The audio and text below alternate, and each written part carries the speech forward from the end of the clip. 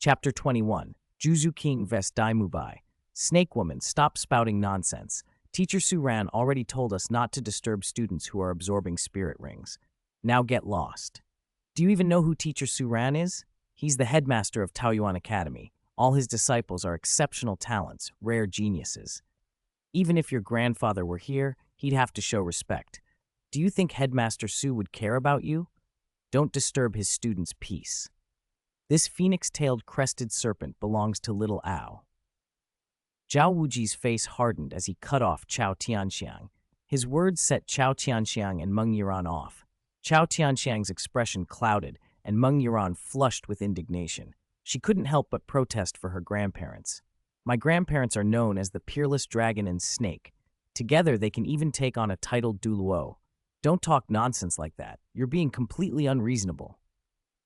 Xiao Wu looked puzzled and whispered to Tang San, "Third brother, didn't Teacher Zhao get badly injured by this Teacher Suran before? He's been cursing Suran the whole time. Why is he defending him now?" "Shh." Tang San hushed her, making a finger to his lips. "Teacher Zhao is trying to prop Suran up. Watch." "Prop him up?" Xiao Wu blinked, confused. Even with her quick mind, the strategy didn't click. Chao Tianxiang inhaled to steady herself, then glanced at Zhao Wuji. "Zhao Wuji, don't stir trouble. If my old man were here, would you still act so arrogant? He'd be the first I'd teach a lesson." "Heh?" Zhao Wuji shot back. "You little girl, what right do you have to interrupt elders? This phoenix-tailed crested serpent was already badly wounded by me, so it should belong to Shrek. That snake woman couldn't beat me, so she's trying to twist the facts and use your influence to snatch it. She's up to something." "You've misjudged. Teacher Suran is friendly with us at Shrek. No matter what you say, you won't fall into your tricks. Teacher Suran, we'll leave now. We won't disturb you." Zhao Wuji sneered and moved as if to take the phoenix-tailed crested serpent away. It had been nearly killed by his attack. If little Ao didn't finish it soon, it would be wasted. With Suran present and their enmity with the snake woman, if the Dragon Duke showed up, it would become a mess. This place wasn't safe. The best plan was to back off and let the Dragon Duke and the snake woman take the complaint to Suran. That was Flender's advice. Don't press someone who's smiling. Zhao Wuji practically radiated obsequiousness. Sure, the others would be too embarrassed to refuse him. Suran's eyes narrowed. Without a word, he flicked a peach blossom branch from his hand. It landed squarely between Zhao Wuji and the wounded serpent, blocking them. Seeing the branch, Zhao Wuji's heart thudded. A bad feeling rose. Suran's voice was calm. "I didn't intend to intervene, but you've said too much. I will." Zhao Wuji's plan had been transparent. No wonder people said he had a notorious reputation. It was a setup to make the snake woman think he was in league with them, so when he and the Shrek people left with the serpent, she'd be left to take the blame from the Dragon Duke. Suran offered two choices: leave the phoenix-tailed crested serpent or settle it by the rules of the Spirit Master world, a duel. One, I choose the first option, Zhao Wuji blurted, without hesitation. Sweat stood out on his forehead. Duel Suran? That was suicide. His earlier tactic of having someone else take the fall had failed. Chao Tianxiang and Meng Yuran were stunned at how quickly he yielded. The once fierce Zhao Wuji was now all fear. How could he be so frightened of this young man? From his clothes and voice, he didn't look much older than Yuran, maybe a spirit king at most. Yet he had reduced the spirit saint Zhao Wuji to a trembling supplicant. Perhaps Suran had an incredibly powerful background.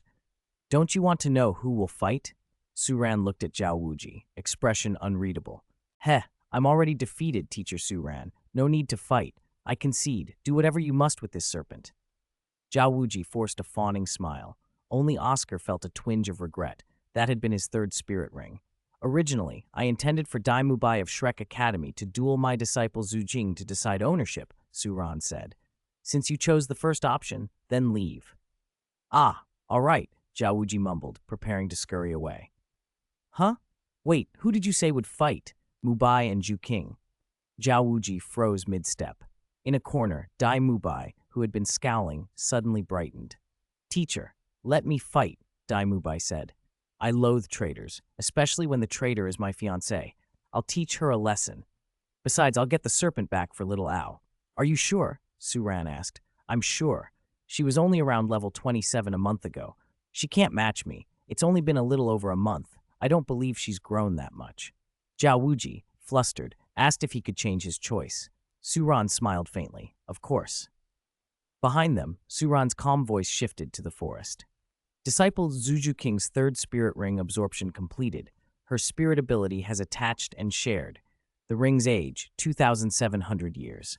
Disciple Ning Rongrong's third spirit ring absorption completed. Her spirit ability has attached and shared. The ring's age, 2,500 years. Host spirit power increased. Current host spirit power level, 74. Zhuqing, now that you've broken through, come out and exercise your inner demons. Two graceful figures emerged from the trees. Zhu Zhuqing's eyes were bright and fixed forward. Ning Rongrong hopped up to Suran, bubbling with excitement. Teacher, we broke through, Ning Rongrong chirped. The spirit beast you chose was amazing. After absorbing this ring, my second layer of golden bell is complete. I can start refining my bones. Ning Rongrong beamed as Suran gently ruffled her pink hair. That's good, he said indulgently. Ning Rongrong purred like a little pink cat at the praise. Zhu Zhuqing seemed a little jealous of the attention. My 10 Yama halls have stabilized somewhat, Zhu Zhuqing reported. I can now communicate with the Yama Chi of the first Yama hall. Ready? Suran asked. I'm ready, teacher. Zhu Zhuqing turned, her gaze locking onto Dai Mubai standing across from her. Chapter 22. Hellcross / instantly kills the white tiger. Zhu Zhuqing joyfully kisses the teacher. Zhu Zhuqing, if you come back to me now, I can forgive you. Zhu Zhuqing hadn't replied, but Ning Rongrong spat loud enough for everyone to hear. Pa, who's forgiving whom? You attempted to rape her. Let's do it. Ning Rongrong's voice was sharp. Zhu Zhuqing spoke little. To her, strength was the only right. Spirit possession. When the Hell Civet spirit took hold of her, her entire aura changed. She looked like a dark maiden stepping out of hell. Yellow and purple spirit rings flashed beneath her feet. 3 rings. Spirit Elder. Chao Tianxiang's heart skipped. This girl was years younger than her granddaughter, yet already a 3-ring Spirit Elder. Worse, the 3rd ring was unusually pure, far stronger than a typical Spirit Elder's 3rd ring. No wonder you dare fight me. So you just absorbed your 3rd ring. It's useless. There's still a 7-level gap between us. Dai Mubai snorted. Boss Dai, don't be careless. Tang San warned. I know what I'm doing. Dai Mubai answered. He thought back to more than a month ago, when Zhu Zhuqing had been forced to jump from the Shrek mountain. He didn't believe Taoyuan Academy could raise her so far in a month. White tiger possession. Yellow and purple spirit rings appeared at Dai Mubai's feet as well. White tiger light wave, he shouted, and a strong white beam shot from his mouth. Zhu Zhuqing moved like a ghost through the forest. The light wave missed completely. First spirit ability, Hell Rush Stab. Zhu Zhuqing reappeared at Dai Mubai's side. White Tiger Bodyguard Barrier.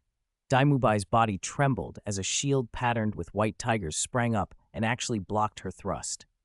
Massive hands reached to grab her, intent on restraining. But Zhu Zhuqing's speed and reflexes were not what they had been a month ago. A flick of her wrist, she slipped Dai Mubai's grasp, leaned back, kicked away his fist, and had already leapt dozens of meters clear. Dai Mubai rubbed his stinging wrist, pupils narrowed. Zhu Zhuqing, it's useless. Agility attack types fear defensive abilities most of all, especially me, who cultivates both defense and heavy offense. I specifically absorbed White Tiger Bodyguard Barrier to counter your Hell Civet's agility. If we teamed up against Zhu Zhuyun and Dai Weici later, this would increase our odds. It's not too late to turn back now, Dai Mubai said in a low voice. If you'd said that a month ago, I might have been misled, Zhu Zhuqing replied coldly. But not now. Even without teaming up with you, I will win. This engagement is your family's matter, not mine. I will break it off sooner or later. Her resolve was firm. 3rd spirit ability, Hellcross Slash. The purple ring on her chest flared. Zhu Zhuqing's aura shifted once more, as if she were an envoy from hell. A strange hell hexagram bloomed beneath Dai Mubai's feet. 2 enormous black and red cross slashes intersected and surged toward him, the force of their presence oppressive. Zhao Wuji, Tang San, Chao Tianxiang, and the others were stunned. The aura from that ability was terrifying, no weaker than a normal spirit ancestor's 4th spirit ability. What's happening? Why can't I move? Daimubai's face went pale. He tried to step aside, but he couldn't. He was frozen inside the hexagram under his feet. This should be a control-type spirit ability, Chao Tianxiang muttered, puzzled. Normally, a control ability needs contact, spirit contact, a trace left by the attacker. There's usually time to predict it, but I didn't see any contact. The hexagram just appeared instantly. Wait, could it be? Boss Dai's been hit. Tang San pieced it together quickly. I don't know all of Zhu Zhuqing's ability effects, but she must have used Hell Rush Stab earlier to leave some kind of control mark on Boss Dai. Suran glanced at Tang San without surprise. Tang San's insight, honed by experience, was quick. The third ability, Hell Cross Slash, chosen for Zhu Zhuqing from the bloodthirsty Hell Wolf lineage, could temporarily elevate the hell energy she drew upon, unleashing a devastating dark cross slash while summoning a hell hexagram. Anyone inside that hexagram would take 30% more damage from the slash. If the target had been marked by Zhu Zhuqing's other skills, the hexagram would also trigger a powerful control, hexagram death immobilization, rendering the opponent unable to move for 3 seconds. Daimubai saw a pinhole wound appear on his body, a dark light seeping out, and reacted instantly. White Tiger Vajra Transformation, he roared, bulking his physique, and at the same time cast White Tiger Bodyguard Barrier. Even so, when the Hell Cross Slash struck, Daimubai's body was torn by the flying cross and hurled through the jungle. Several massive trees along its path were sliced in half. Boss Dai, the Shrek members cried out in alarm. They rushed forward to find Daimubai in the undergrowth, a shocking cross-shaped wound carved into the center of his chest, slashing out across his arms and abdomen. He was bleeding badly. With a wet sound, he spat up another mouthful of fresh blood. "Teacher, I succeeded! I really succeeded!" Zhu Zhuqing's voice trembled with ecstatic triumph. "That skill just now is my newly learned spirit ability, Hell Cross Slash. I only needed 1 month to surpass Daimubai. This is all because of your excellent teaching, teacher. You're the best teacher in the world. I love you to death." Zhu Zhuqing, flushed with victory, ran to Suran and, unable to hold back, pressed a kiss to his mask.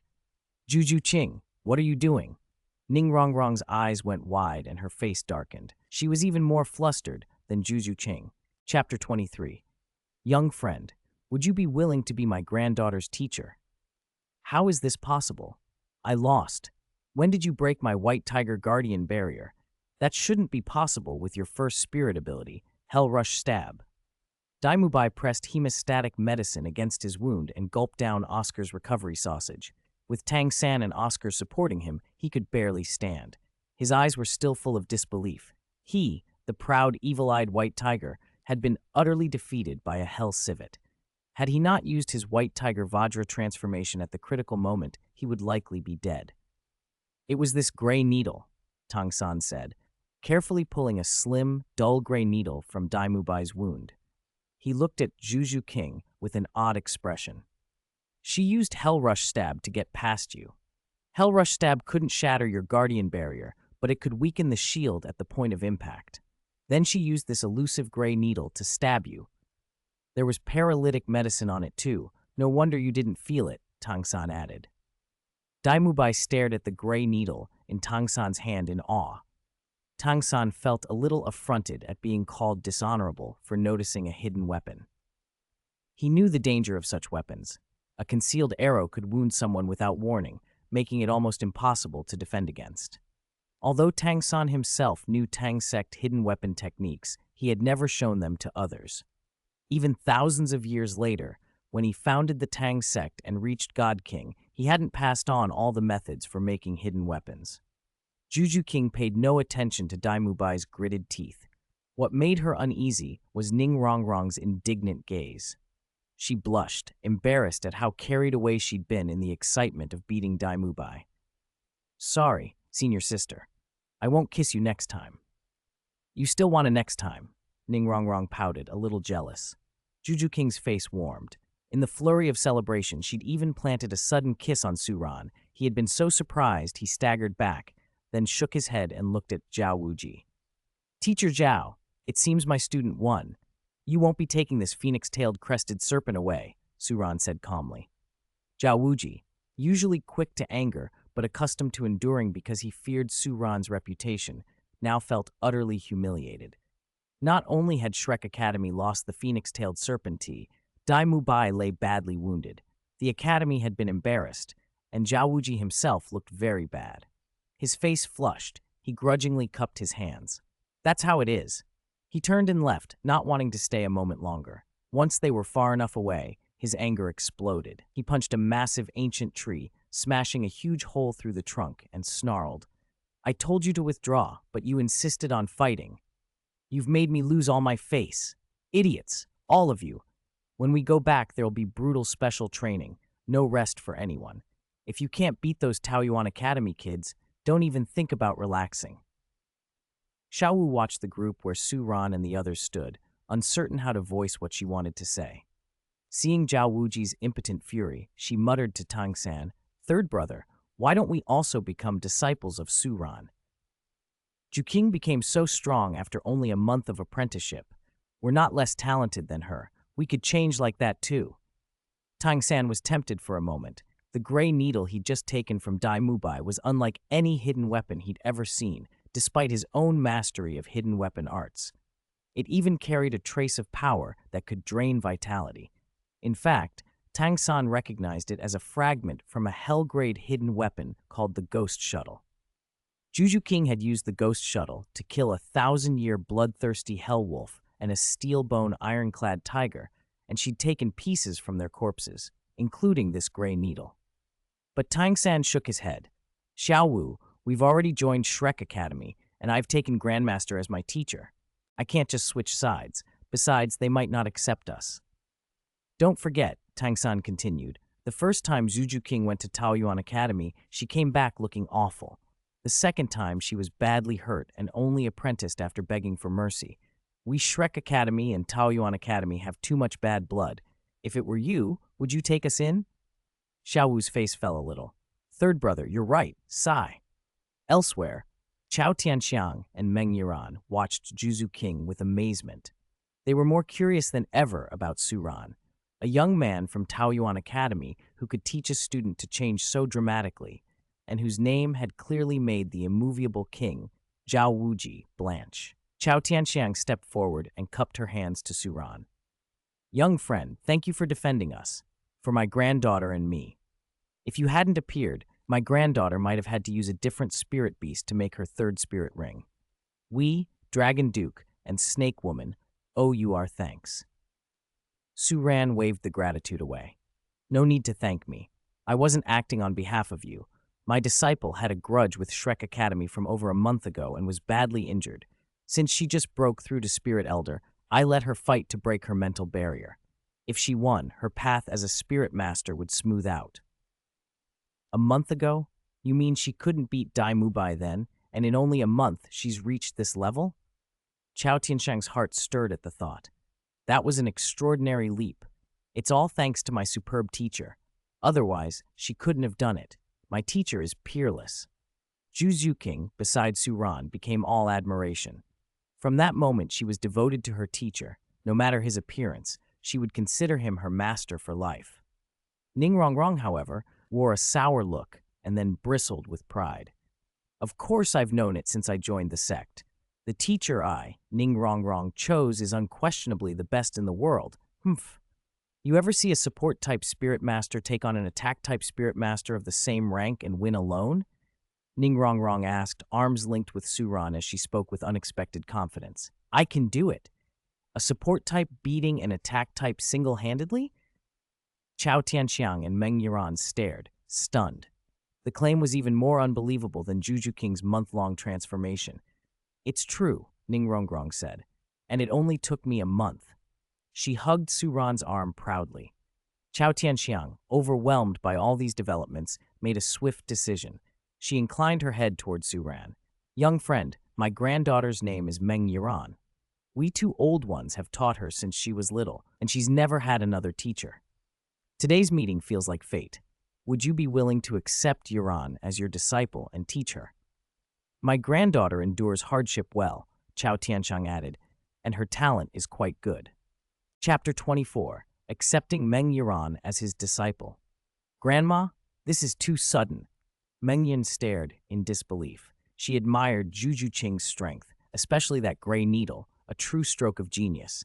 As someone who loved hidden weapons and tinkering, she was thoroughly impressed. But becoming a disciple herself, she had never imagined it. Life cultivating with her grandparents had been comfortable and secure. Ning Rongrong and Zhu Zhuqing were surprised too. They had been chatting merrily. Why had the topic of discipleship come up all of a sudden? Ning Rongrong's small mouth puckered with concern. Zhu Zhuqing had just acted so boldly, even daring to kiss their teacher in front of everyone. If Meng Yuan joined them as a disciple, what would happen? More importantly, both girls were better endowed than Ning. If they also fell for the teacher, after seeing his immortal appearance, who could say what temptations might arise? Ning Rongrong's imagination ran wild. Her anxiety flared. "You flatter us, senior," Suran said lightly. He glanced at Meng Yuan. Her aptitude was decent, by no means perfect, but rare. He already had 2 outstanding disciples to train. If a new disciple was well-behaved, it would be manageable. If she was as high-spirited as Ning Rongrong, he wasn't sure he had the energy. At our age, the Dragon Duke and Snake Woman have done a great deal in the Spirit Master world. We are getting on in years. Our bodies aren't what they used to be. I'm afraid I'll never break through to the Spirit Saint realm now. Our strength has declined. Otherwise, we wouldn't have been careless enough to lose sight of a 1,000-year spirit beast like the phoenix-tailed crested serpent and let Zhao Wuji and his disciples take advantage. My granddaughter's spirit affinity is the same as mine. Snake staff. If she follows my path, she won't go much further than I did. But I can see that you, young friend, have a talent for nurturing others. If Yuan becomes your disciple, she may learn something new and reach her full potential. As the saying goes, many horses run, but few find their bowl. A good teacher is hard to come by. I ask you, young friend, please give my granddaughter a chance. Yuan, come and pay respects to teacher, Snake Woman said, her voice strict. Meng Yuan hesitated, reluctant, but when she met the rare sternness in her grandmother's eyes, she knew this was serious. She had always felt safest under her grandparents' care. If Grandma wanted this, she must think it best. She obeyed, cupping her hands and speaking with a shaky voice. Please accept me as your disciple, teacher. Meng Yuan stole a glance at Suran. This masked teacher carried himself with an extraordinary air, like an unmatched prodigy from a hidden paradise. But he looked so young. At most, he seemed like a senior brother. Could he really be as remarkable as her grandmother claimed, a genuinely rare instructor? The 2 girls had said they had just become his disciples and had already improved qualitatively. Was that true? Senior, I never force anyone to take disciples, Suran said mildly, noticing the hesitation in Meng Yuan's eyes. If your granddaughter isn't truly willing, accepting her only to have her disobedient or unable to endure the hardships of training will only cause trouble later. It would be better not to accept her than to accept her in name alone. Yuan, kneel. Suran's subtle caution only convinced Snake Woman more that this young man was not ordinary. If he were a common teacher, knowing her identity as dragon and snake and seeing her solemn request, he would have accepted without a second thought. Meng Yuan was puzzled for a moment, but she composed herself, knelt before Suran, and explained, "Please accept me as your disciple, teacher." "I'm not being insincere," she added, trying to be honest. "I just want to know what kind of person you are, teacher. How can someone so young command Zhao Wuji's respect and teach such excellent disciples? What realm are you in? Spirit King? Spirit Emperor? Are you a spirit Douluo?" Under the mask, Suran's handsome features curved into a faint smile. "My spirit power is actually a few levels lower than Zhao Wuji's. I haven't reached the spirit Douluo realm. A few levels lower, then why is Zhao Wuji so respectful toward you? Perhaps because we sparred before, and I was fortunate enough to win. He treats me more politely afterward." "You're too modest, young friend," Snake Woman said, shaking her head. She had heard of Zhao Wuji's ferocity. He was known to beat spirit masters to death when displeased. If Zhao Wuji shows deference to you, you must be a truly hard person to contend with. "Wait, are you saying you're at the Spirit Saint realm?" Meng Yuan blurted, eyes wide. "Yes," Suran nodded. Despite Snake Woman's earlier suspicions, hearing it confirmed from his own mouth shocked her. A spirit saint at such a young age, If not for the mask and voice disguise, he might be the youngest spirit saint on the entire continent. Unless, of course, the youthful appearance was only a disguise. "It is my granddaughter's good fortune to have a spirit saint as her teacher," Snake Woman said, looking at Meng Yuran with warm gravity. "Yuran, since Grandma wishes this, it's because Grandma believes it will benefit you. If you truly want to become his disciple, study diligently and be sincere, understand?" Meng Yuran's heart trembled. She had lived with her grandparents all her life. Her affection for them ran deep.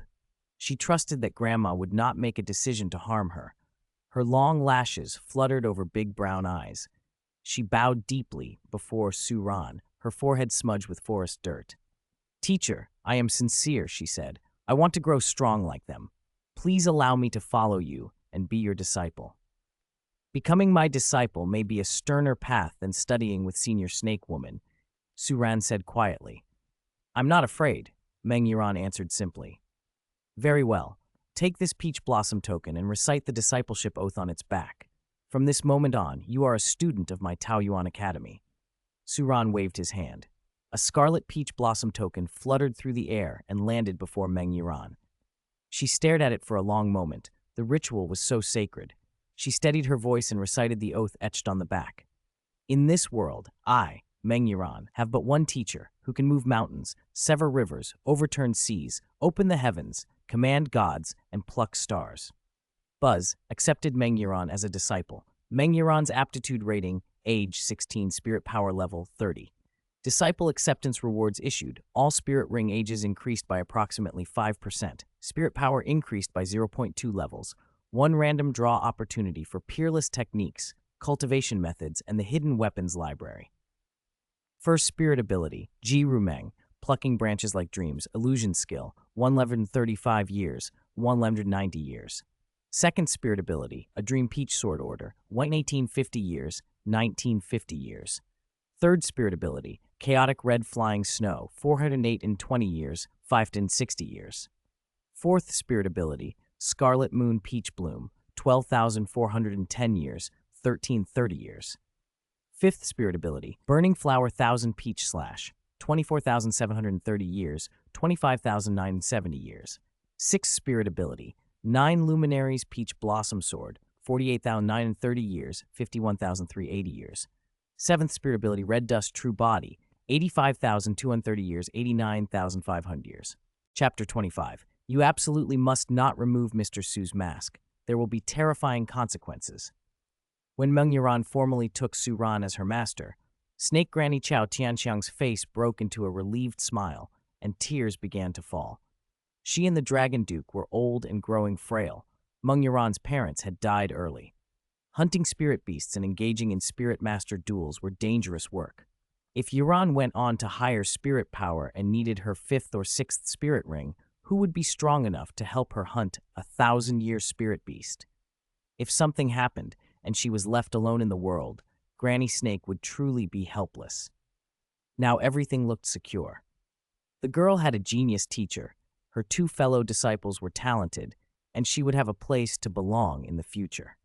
"Grandma, I'm officially becoming a disciple. Why are you crying? Isn't this a good thing?"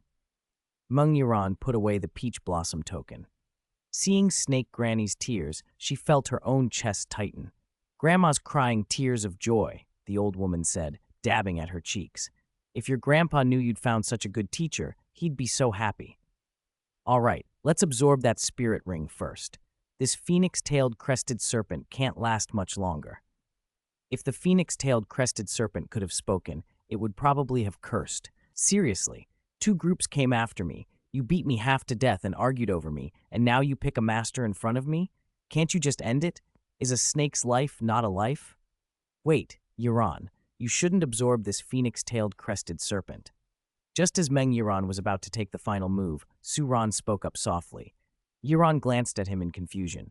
"Mr. Su, what's wrong?" Snake Granny also looked puzzled. "Mr. Su, is there something wrong with this serpent? Did Zhao Wuji and the others tamper with it?" Su Ran shook his head. "No, it's simply too young. Its age is below the standard I require. It's not suitable for junior sister to absorb."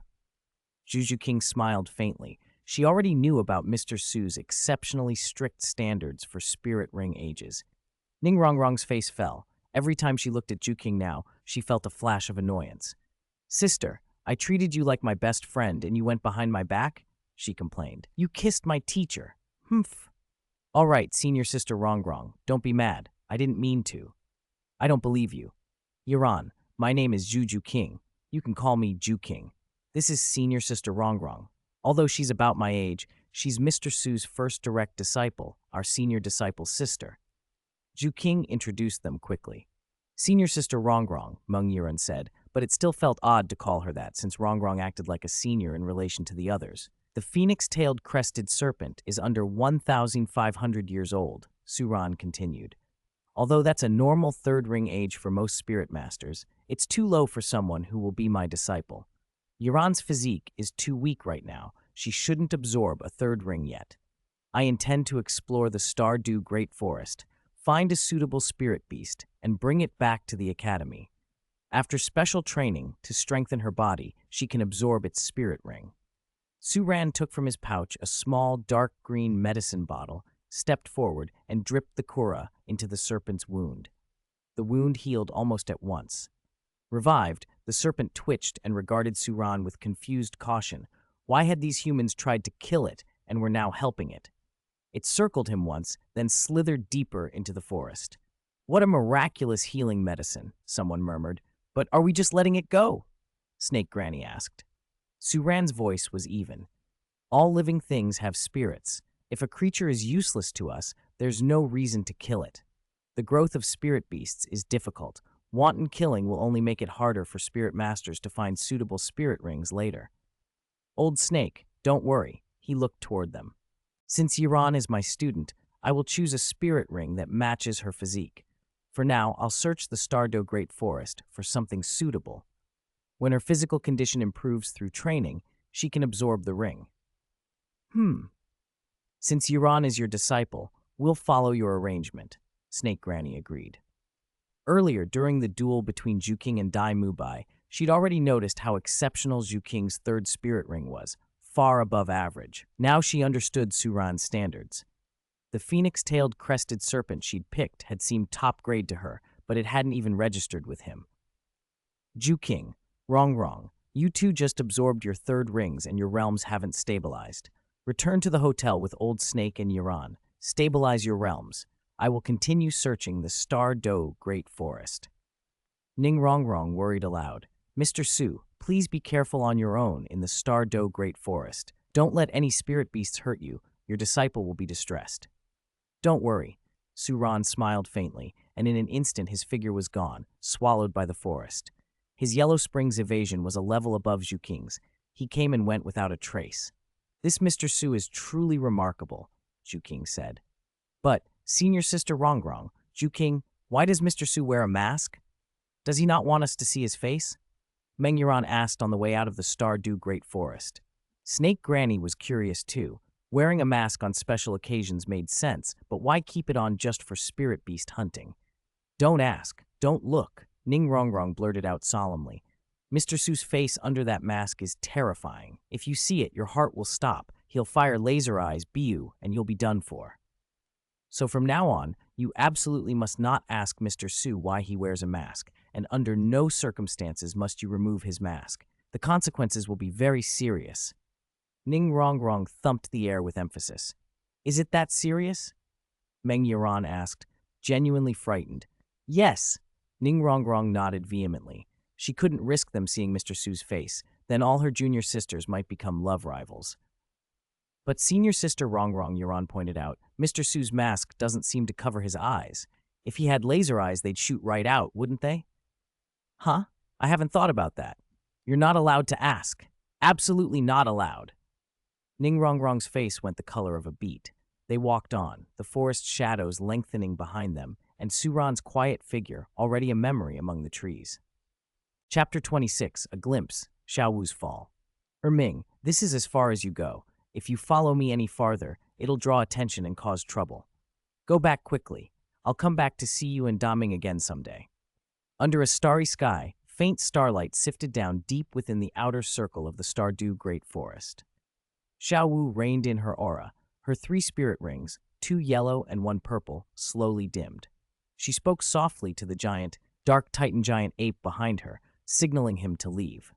Earlier that night, after the snake woman had left the forest with Zhu Zhuqing and Meng Yuran, Zhao Wuji had taken Oscar to hunt for spirit rings elsewhere in the Stardew Great Forest. The Titan giant ape, sensing Xiao Wu's aura, came and led her away from Shrek's team. Taking advantage of the separation, Xiao Wu successfully condensed her 3rd spirit ring. The Titan giant ape seemed reluctant to part, but urged by Xiao Wu, he walked slowly deeper into the trees. Phew, I wonder how 3rd brother and the others are doing. They must be worried about me, Xiao Wu murmured. I need to hurry back and find them. No, I can't go back looking like this, or it'll make them suspicious. 3rd brother's too smart. She reached a clear stream where moonlight slivered across the water, the silver crescent moon reflected like a scene from a fairy tale. She scooped up some mud and smeared it on herself until she looked filthy, tore a few small rips in her clothes, then undid her scorpion braid and tousled her hair.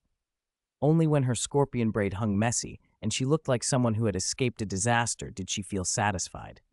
Then, when she brushed her hair aside, Xiao Wu froze as if she'd seen a miracle.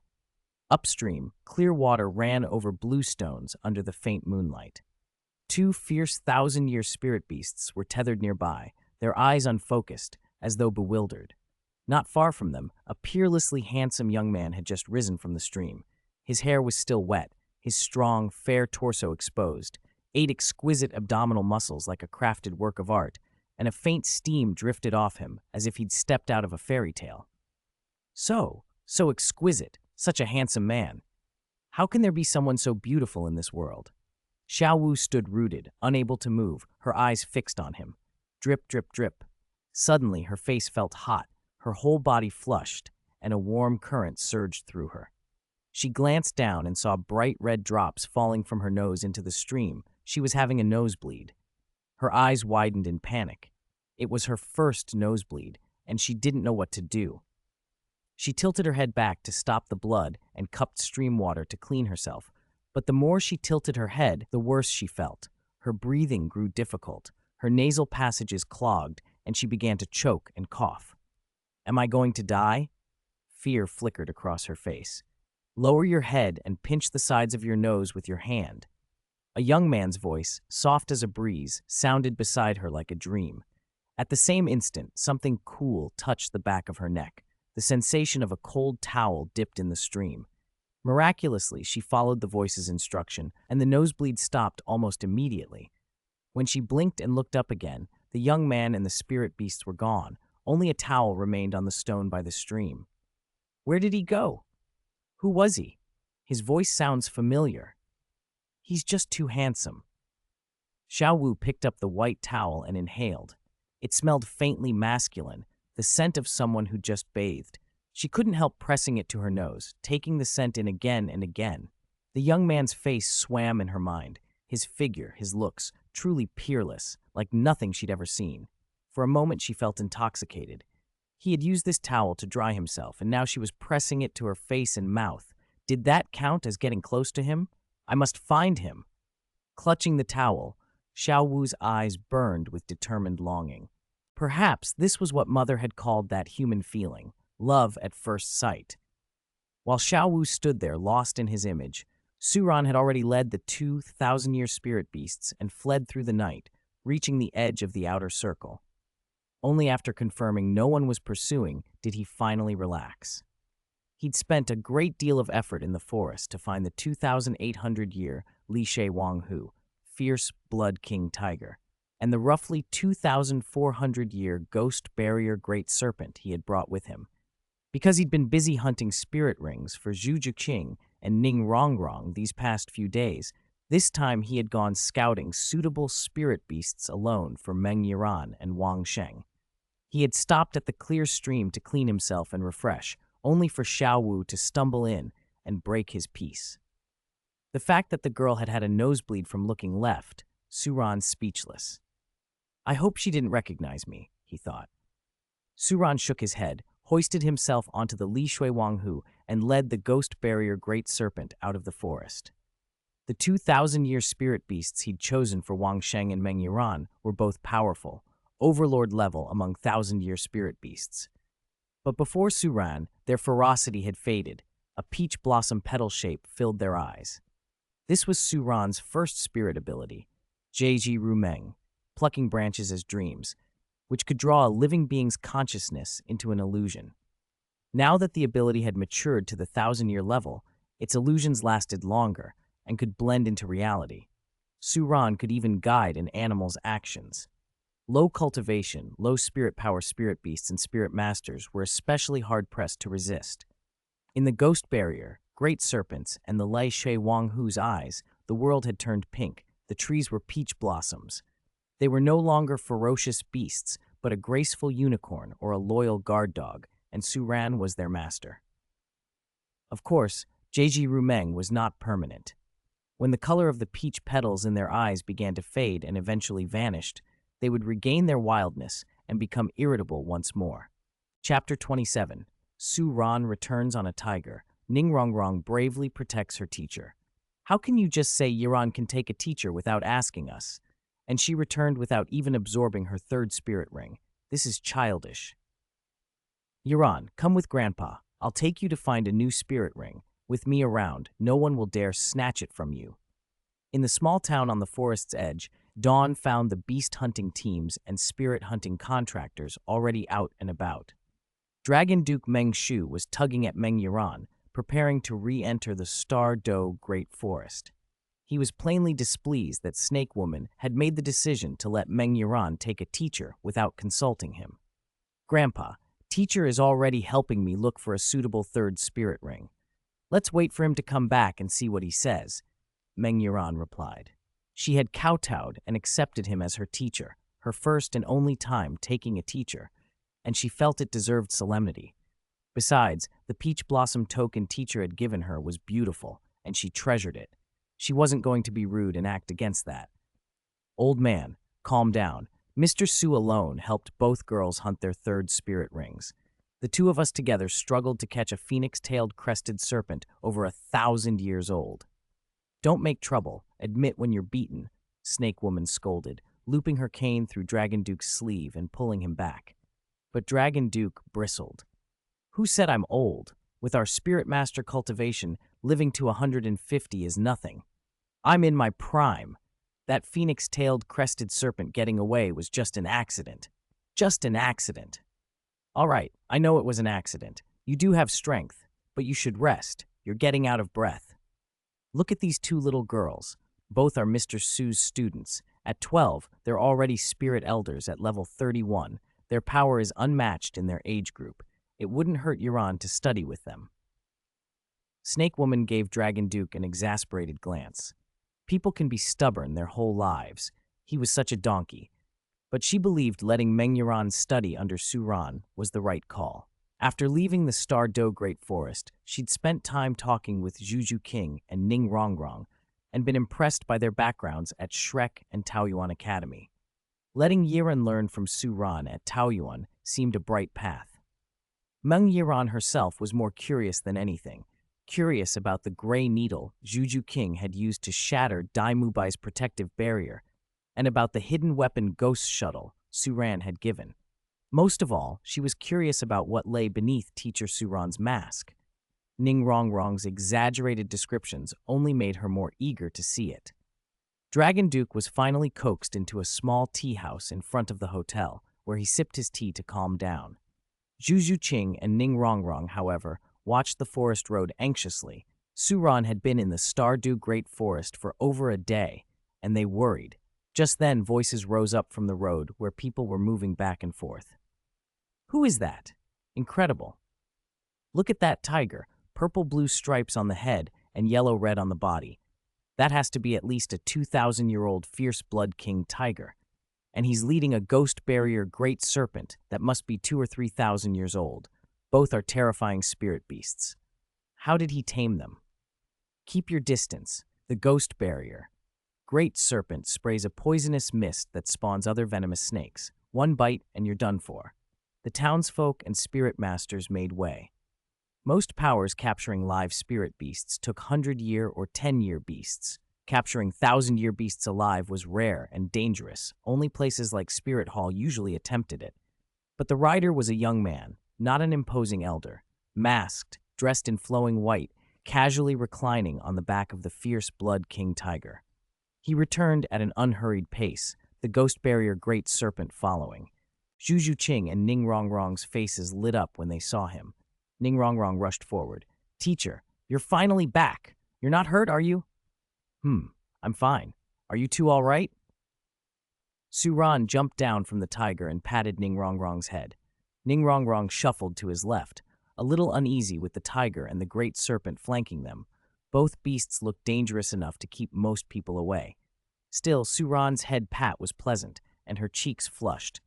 "You are Su Ran." Dragon Duke stepped forward, scrutinizing the masked young man and the beasts. Su Ran's figure and the faint, otherworldly aura around him didn't look ordinary. A man who wore a mask in daylight naturally invited suspicion. "I am Dragon Duke. I am indeed your granddaughter's grandfather," Dragon Duke said, his voice sharp. "This ghost barrier great serpent, is that the third spirit ring you've chosen for Yuran?" "Yes." Su Ran's tone was neither servile nor arrogant. "And the tiger is for Zhuqing." "If I'm not mistaken, that serpent is over 2,000 years old," Dragon Duke growled, tapping his dragon-headed cane. A heavy pressure, his spirit master presence, pressed toward Su Ran. "A spirit master's third spirit ring has an upper limit of about 1,700 years. You're giving a 2,000-year-old third ring to Yuran. Are you trying to kill her by making her burst when she absorbs it?" Meng Shu was a doting grandfather. He had only one granddaughter and would protect her with a hawk's vigilance. Su Ran, unfazed by the pressure, waved it away casually and let Zhu Zhuqing and Ning Rongrong speak for him. "Rongrong, Zhuqing, show your spirit rings and tell Dragon Duke how old your third spirit rings are." Purple spirit rings shimmered into being around Zhu Zhuqing and Ning Rongrong. Dragon Duke, with his Douluo-level perception, immediately sensed something extraordinary. "My third spirit ring is 2,700 years old," said Zhu Zhuqing.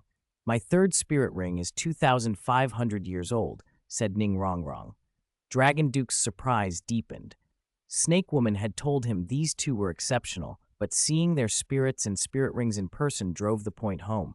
Both girls were exceptional talents. Ning Rongrong's 7-treasure glazed tile spirit, an heirloom spirit associated with the upper 3 sects, also drew many eyes and respect. "Such young spirit saint caliber powerhouses are rare," Dragon Duke murmured. "If Yuran studies under him, it could be a boon to our peerless dragon snake." He was still concerned, though. "But I know Yuran's physique. If she absorbed that serpent now, she would surely die. Do you plan to put her under special training?" Su Ran smiled. "So that's what you were worried about. With Yuran's current body, she cannot absorb the ghost barrier great serpent as her third spirit ring. She needs to undergo special training and study under me first." "Dragon Duke, Senior Snake Woman," Su Ran said, voice steady, "if she were to die under my tutelage because of this spirit ring, I wouldn't deserve to be a teacher. If that happens, you can come to Soto City, raze Taoyuan Academy to the ground, and grind me to dust." His confidence was calm and absolute. "How do you plan to teach her?" Dragon Duke asked, still scrutinizing him. "There are too many people here. I have my own plans once we return to the academy." The crowd murmured anew. Su Ran had captured 2 rare spirit beasts, and the 2 girls had revealed spirit rings far older than usual limits. Seeing the 7-treasure glazed tile spirit, many nodded in acknowledgement. Ning Rongrong bristled at Dragon Duke's earlier tone and stepped forward to defend Su Ran. "Hey, you old man, stop talking like that. It's a blessing for Yuran to be teacher's disciple. Don't be ungrateful. Others would give anything to be his student, but you, with your hollow airs, unlike me, I, the little princess of the 7-treasure glazed tile school, am willing to study seriously under him. How dare you complain? I can't stand anyone bullying my teacher." Zhu Zhuqing gave a quiet nod in agreement. "Senior Sister Rongrong is right."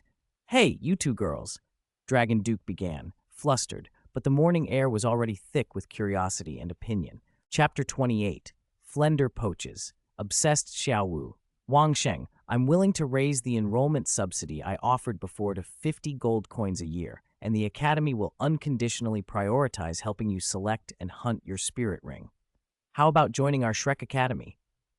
Dean Flender, I've told you already, I'm not transferring. Wherever my teacher is, that's where I'll be. Unless my teacher becomes a teacher at your Shrek Academy, I won't join. My apologies. Kid, these benefits are very generous. Don't be so stubborn. I can even arrange a comfortable single room for you. You should say yes now, right? Sorry, Dean Flender. I refuse. Don't refuse a good offer. I'm inviting you to Shrek Academy, offering you everything, and you aren't tempted? Do you really like being a watchdog here at Peach Blossom Spring Academy? Does Suran treat you like a servant? Letting a promising talent like you guard the gate, living in the gatehouse. Don't you feel wronged? I can't stand it. With your talent, if you come to Shrek Academy, I'll train you as a core disciple. You'll stand out across the continent and in future Spirit Master tournaments. But at Peach Blossom Spring, Suran will only use you like an animal. Your spirit power is almost at level 30. He went out hunting for spirit rings with 2 girls and left you behind to guard the gate. Why didn't he bring you? He clearly doesn't care about your 3rd spirit ring at all. Aren't you feeling wronged? Wang Sheng, you're still young. Think carefully. This decision affects the rest of your life. Dean Flender, have some respect. My teacher isn't what you say. I'm not a watchdog, and I'm no peerless genius. If my teacher hadn't taken me on, I might still be an ordinary spirit master who never even caught a glimpse of a 2nd ring. Guarding Peach Blossom Spring Academy was my choice, not something he forced on me. If you keep trying to sow discord between me and my teacher, then challenge me to a life-or-death duel. Under the drifting peach blossoms at the gate of Peach Blossom Spring Academy, Wang Sheng stepped out of the gatehouse and met Flender without a trace of fear. Since the day his teacher left with his 2 younger disciples to hunt spirit rings in the Stardew Great Forest, Flender had been lingering near the academy, trying to persuade Wang Sheng to leave. The one-time reward he first offered, 10 gold, had already been raised to 50 gold coins a year. To Wang Sheng, that felt like an insult. A life-and-death duel with me? Are you sure? I'm a spirit saint. You will die for certain. Flender was incredulous. In this era, a spirit grandmaster dared to be challenged by a spirit saint? It sounded like suicide. I once heard my teacher recite a poem, Wang Sheng replied calmly. A psalm. From ancient times, who has not died? Let a loyal heart illuminate the annals. What is there to fear in dying to defend what you believe in? Ignorant. Completely ignorant. I've never seen such a blockhead. Flender met Wang Sheng's steady eyes, took a breath, spat on the ground, and flicked his sleeves. He walked away in a fury. He had come aiming to poach an abandoned talent while Suran and his disciples were hunting, but he'd been repeatedly rebuffed and publicly insulted by a spirit saint. He had lost face. To pursue a duel now would be foolish. Winning would be embarrassing, and losing worse. Whoa! Not long after Flender left, a resonant neigh sounded as spirit beasts returned. Finally back. Phew. Senior Sister Rongrong, don't be mad. Come down. Humph. Since you defended our teacher, I'll forgive you for now, but don't do that again. Got it. Zhu Zhuqing and Ning Rongrong rode the same mount. Snake Woman had brought Meng Yiran. Suran and Dragon Duke rode 1,000-year spirit beasts, returning from the Stardew Great Forest. When they dismounted, Zhu Qing leaped down first and reached to help Ning Rongrong. After hours on the road, a long ride that left them jostled, Ning Rongrong's anger softened, and she pretended to scold Zhu Zhuqing with a haughty smile. Snake Woman and Meng Yiran followed, both admiring the peach trees in front of the academy gate.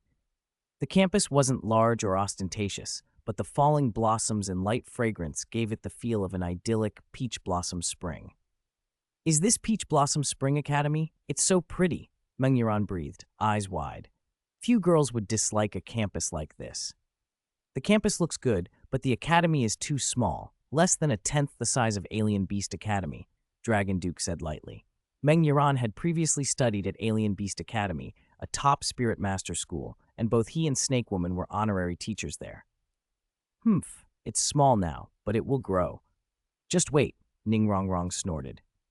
Girl, I know the 7 Treasure Glazed Tile School is wealthy, but show some respect. Even your sect elders would have to call me Senior Dragon Duke, Dragon Duke boasted. No way, you're bragging. Heh? Wang Sheng, you're back? Suran greeted when he saw Wang Sheng come out to help tie the beasts. Wang Sheng rubbed his head as he led two swift horses to the stables. Nothing major happened. I handled everything, Wang Sheng reported. Good. If you run into anything you can't handle, tell me, Suran said. As soon as he saw his teacher, fresh energy seemed to flood Wang Sheng. Teacher, why did you bring two spirit beasts back? One of these beasts is for your third spirit ring, and the other is for our new junior sister, Suran replied. Let me introduce. This is Meng Yiran, my new student. These two are her grandparents. You can address them as Elder Long and Elder Shay. And this is my student, Wang Sheng. All right, Wang Sheng, take these two spirit beasts to the side yard and keep them in separate enclosures. Use iron cages and at least 3 heavy iron chains on their limbs. They'll likely snap out of my illusion in a few minutes, so be quick and don't get hurt. Okay, teacher. Wang Sheng nodded eagerly, barely containing his excitement. Flender, take that. Who said my teacher doesn't care about me? Who said he wouldn't help me hunt a third spirit ring? My teacher literally brought my third spirit ring back. Wang Sheng, once so ordinary, had his whole life changed by Suran's teaching. Even if Suran hadn't helped hunt for his ring, Wang Sheng would still follow him for the person he was. Being Suran's follower felt like an honor.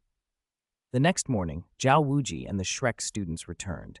Their journey back was a contrast to the frantic dash out under a blazing sun. This time, they returned running in a steady drizzle. Rain can put out fire, but it couldn't douse Xiaowu's excitement. Even after leaving the Star Do Great Forest, she couldn't stop thinking about what happened there. Teacher Zhao, third brother, did you really not see a very handsome boy, 6 or 7 feet tall, in the Star Do Great Forest? He saved me from that giant ape. He was my savior. I have to find him. Xiaowu, you've asked us that 10 times already on the way. We really haven't seen anyone like that. Exactly. Xiaowu, how handsome are we talking? How does he compare to Boss Dai? Dai Mubai. Compared to my savior, he's not even 1/10,000th as good, okay? Xiaowu pouted, a little lost for words. The night she'd turned back and asked Ming to help search had yielded no trace. The man had likely left the forest already. Still, she declared she wouldn't give up. She touched her belly, where she kept a white towel as a makeshift belly band, something to remind her of that handsome youth, as if he were still close. Ma Hongjun and Oscar exchanged glances and then looked at Tang San with pity. Xiaowu, had she really fallen for someone else? One night, and she disappeared into rapture, too satisfying, too stunning, leaving her unable to let go. Tang San's mood was complicated. Xiaowu suddenly fawning over another boy left him surprisingly disheartened. Chapter 29, The Undead Heavenly Summoning Technique and the 1,000 Cries of Hell. Teacher, what are you planning to teach me? Meng Yiran asked. I have methods here to strengthen your constitution and prolong your life, Suran replied. After learning them, your physique will be greatly enhanced, far beyond ordinary people. After learning that, will I be able to beat those people from Shrek? She pressed. That would be quite difficult, he admitted. No, I won't learn it. Then I will teach you how to raise spirit beasts and cultivate medicinal herbs. With those skills, you can raise beasts to protect yourself and grow herbs to make a living. Raising spirit beasts takes too long, and growing herbs won't increase my combat power. I still couldn't beat the people from Shrek. No, I won't learn it. Why are you so intent on competing with the people from Shrek? They tried to steal the phoenix-tailed crested serpent from Grandma in the Stardew Great Forest and bullied both Grandma and me. I want to be stronger than all of them, to bring honor to Grandma. Then I will teach you the secret art of necromancy and the power of the netherworld instrument 1,000 Cry. Teacher, what kind of spirit ability is that? Meng Yiran blinked. Necromancy? Netherworld instruments? The terms sounded impressive, but she didn't understand them. The next morning, after returning to Peach Garden Academy, Su Ran began teaching Meng Yiran in the classroom. The academy had returned to its usual morning bustle. Zhu Zhuqing and Ning Rongrong were both recovering their momentum. After absorbing her third spirit ring, Zhu Zhuqing felt a faint connection to the first Yama Hall. She should be able to awaken its power soon. Ning Rongrong was close to finishing the second layer of the golden bell and had begun condensing the third. Beyond that, Cultivation would require refining blood and forging bones, a kind of pain that matched true, bone-deep training. Meng Yiran sat staring at Su Ran from the front of the room. Necromancy and the netherworld instrument Thousand Cry. What were those? Su Ran explained calmly, and Meng Yiran listened, trying to keep up. Necromancy, when cultivated to mastery, can transform your snake staff into a necromantic demonic serpent staff. The staff's yin-cold energy evolves into death energy. If you absorb a ghost barrier great serpent, also called the ghost summoning great serpent, you greatly increase the chance that your third spirit beast will awaken a summoning type spirit ability. And the netherworld instrument Thousand Cry is a cultivation method for hellish netherworld hidden weapons, he continued. It includes techniques like the Earth Nether Hand and other hell-hidden weapons. Mastered fully, you can kill unseen, wiping out thousands instantly with a flick of your fingers. Even Su Ran couldn't help marveling at Meng Yiran's fortune. Both of the unique skills he had found for her were at least as rare as the 10 Yamahals he had taught Zhu Zhuqing. The moment Meng Yiran heard hidden weapons, her eyes lit up. Teacher, this sounds interesting. But what is a summoning system? She asked, frowning. I only know control systems, agility attack systems, support systems, and defense systems. I've never heard of a summoning system. Is it powerful? Meng Yiran suddenly realized Su Ran had mentioned a spirit master system she'd never heard of. She remembered Grandpa and Grandma had told her to cultivate toward agility attack and attack systems, so her first spirit ability, Snake Blade, was an attack ability, and her second, Snake Body, was for agility and movement. Those two combined permitted attacks only an agility attack spirit master could achieve, but that combination also imposed limits. Su Ran left the classroom, plucked a branch from a peach tree outside, and calmly called to her. Yiran, come. Use your spirit ability to attack me with everything you've got. I'll suppress my spirit power to level 30 and stand here without using any spirit ability, only this peach branch to block your attacks. Teacher, isn't that a bit much? She asked hesitantly. It's fine. I have an immortal-grade peach blossom body-protecting aura. Even with suppressed spirit power, you won't be able to harm me. Just let loose. All right, teacher. Be careful. I'm going to take off your mask, teacher. Meng Yiran blurted, eager to see his face. Teacher, this is my way of the snake, she added as she assumed her stance. All right, then show me your way of the snake, Su Ran said. Dragon Duke and Snake Woman, who had been drawn by the commotion, watched from the sidelines. 2 yellow spirit rings, each 100 years, shimmered on Meng Yiran's snake staff spirit as she activated her second spirit ability, Snake Body. Her body flowed like a graceful snake, limber and boneless, able to evade many binding and restraining spirit abilities. She accelerated, darting toward Su Ran. Ning Rongrong had warned her never to remove the teacher's mask, but she wouldn't listen. She simply had to see him. Explaining your intentions to your opponent beforehand is not the mark of a qualified agility attack spirit master, Su Ran said as he moved. An agility attack spirit master lives by surprise. He held the peach branch and skillfully intercepted Meng Yiran's jointed strikes, preventing her from touching him at all. Frustrated, she slid in, hoping to catch him when he swung the branch, and raised her snake staff. A 2-foot-long blue venomous blade shot out, first spirit ability, Snake Blade, but to her surprise, Su Ran merely raised his right hand and parried with an ordinary peach branch slipped from his sleeve. The snake blade swept past him without connecting. Meng Yiran tried again and again, left, right, front, back. Each time that single peach branch deflected all her attacks. She panted, exasperated. Teacher, your reaction speed is too fast. I can't hit you. It's not that I'm too fast, Su Ran said, shaking his head. It's that you're too slow. Am I slow? My snake body lubricates and accelerates me. How can I be slow? She protested. If you were a beast spirit, the speed from your snake body would be formidable, but you're a tool spirit, a staff-type spirit. Though a snake staff isn't clumsy, its length, more than half your body, makes it easy to spot during a sneak attack and hard to vary your methods. He tapped her forehead twice with the peach branch. Every time you finally get close, you're detected and forced into a head-on fight. An agility attack spirit master has no advantage in head-on combat.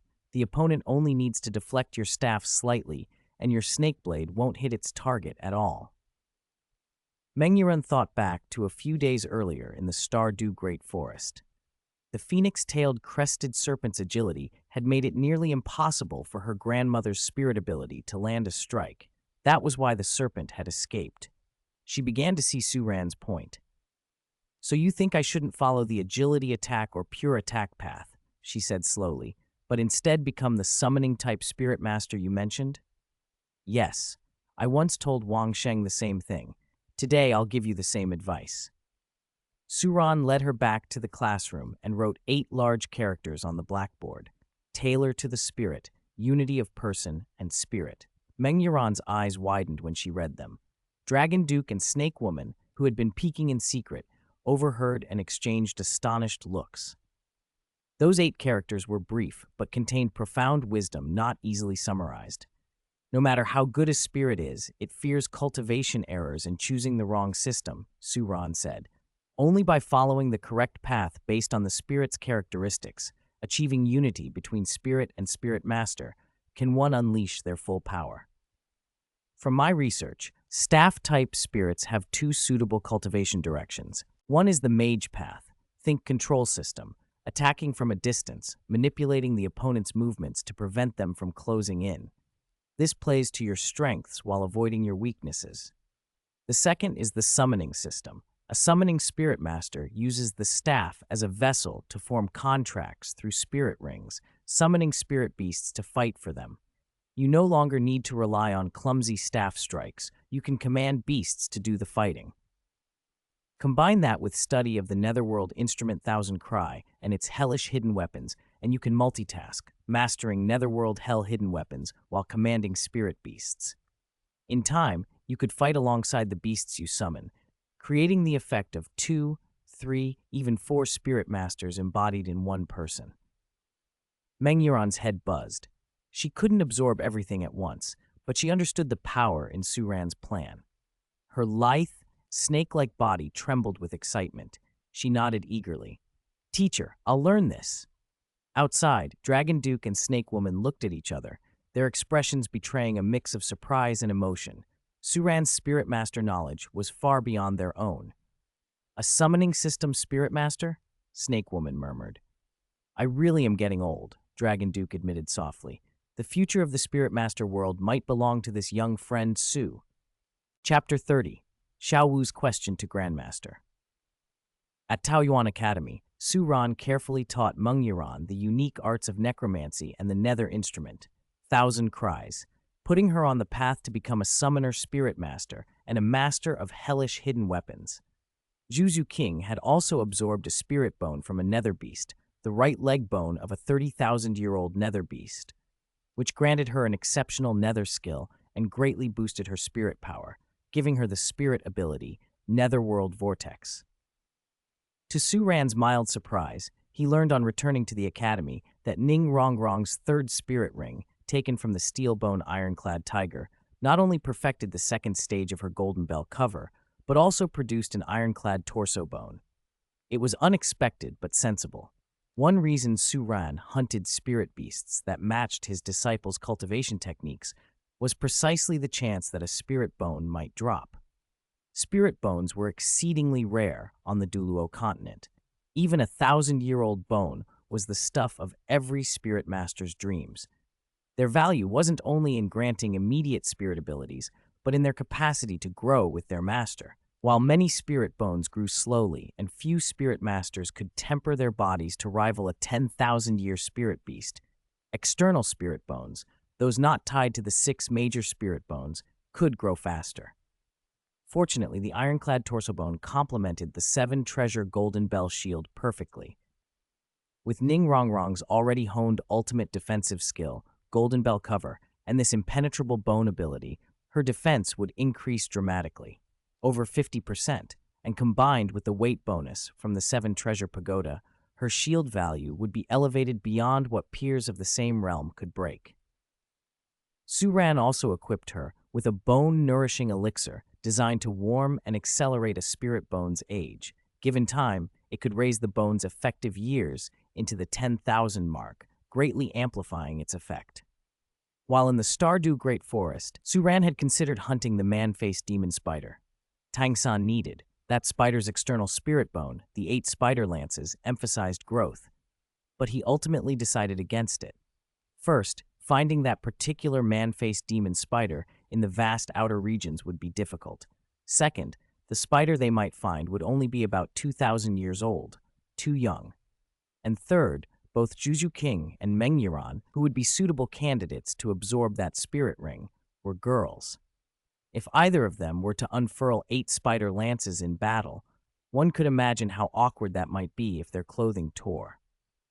There were even stories of a powerful woman on the continent who hated spiders so much she refused to use her spirit power and was beaten by someone several levels below her simply because of how ugly she found the thing.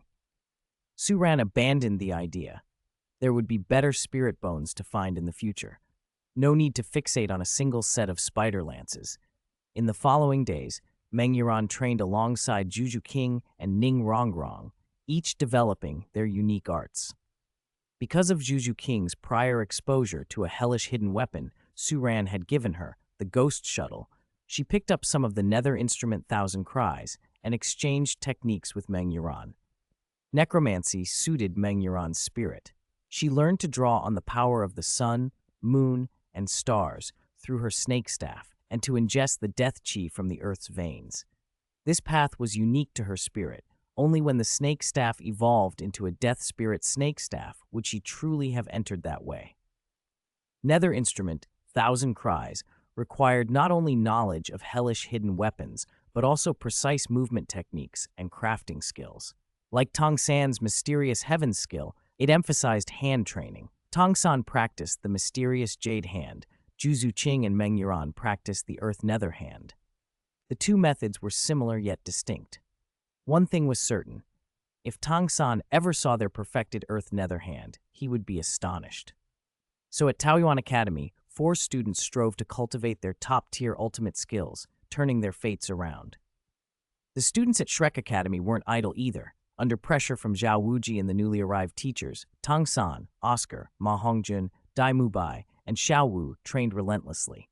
Their regimen was old-fashioned, primitive weighted drills, carrying heavy stones on their backs, running under sun and rain, shuttling between Shrek Academy and Soto City until they were exhausted. At Taoyuan, Su Ran even had custom weighted gear made for Ning Rongrong to suit her body's movements. Shrek was poorer. If carrying bricks made you a titled Douluo, then construction workers everywhere would be champions. One morning, a middle-aged, plain-looking man in his 40s or 50s arrived at Shrek.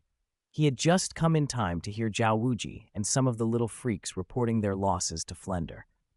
When he learned Tang San had absorbed the man-faced demon spider ring and its external spirit bone, the 8 spider lances, he was pleased. But when he heard that Dai Mubai had been seriously injured by Zhu Zhuqing, a lower realm opponent, and that Ma Hongjun, the so-called evil fire phoenix, was being evenly matched by a support spirit master, his face fell. Useless, all useless.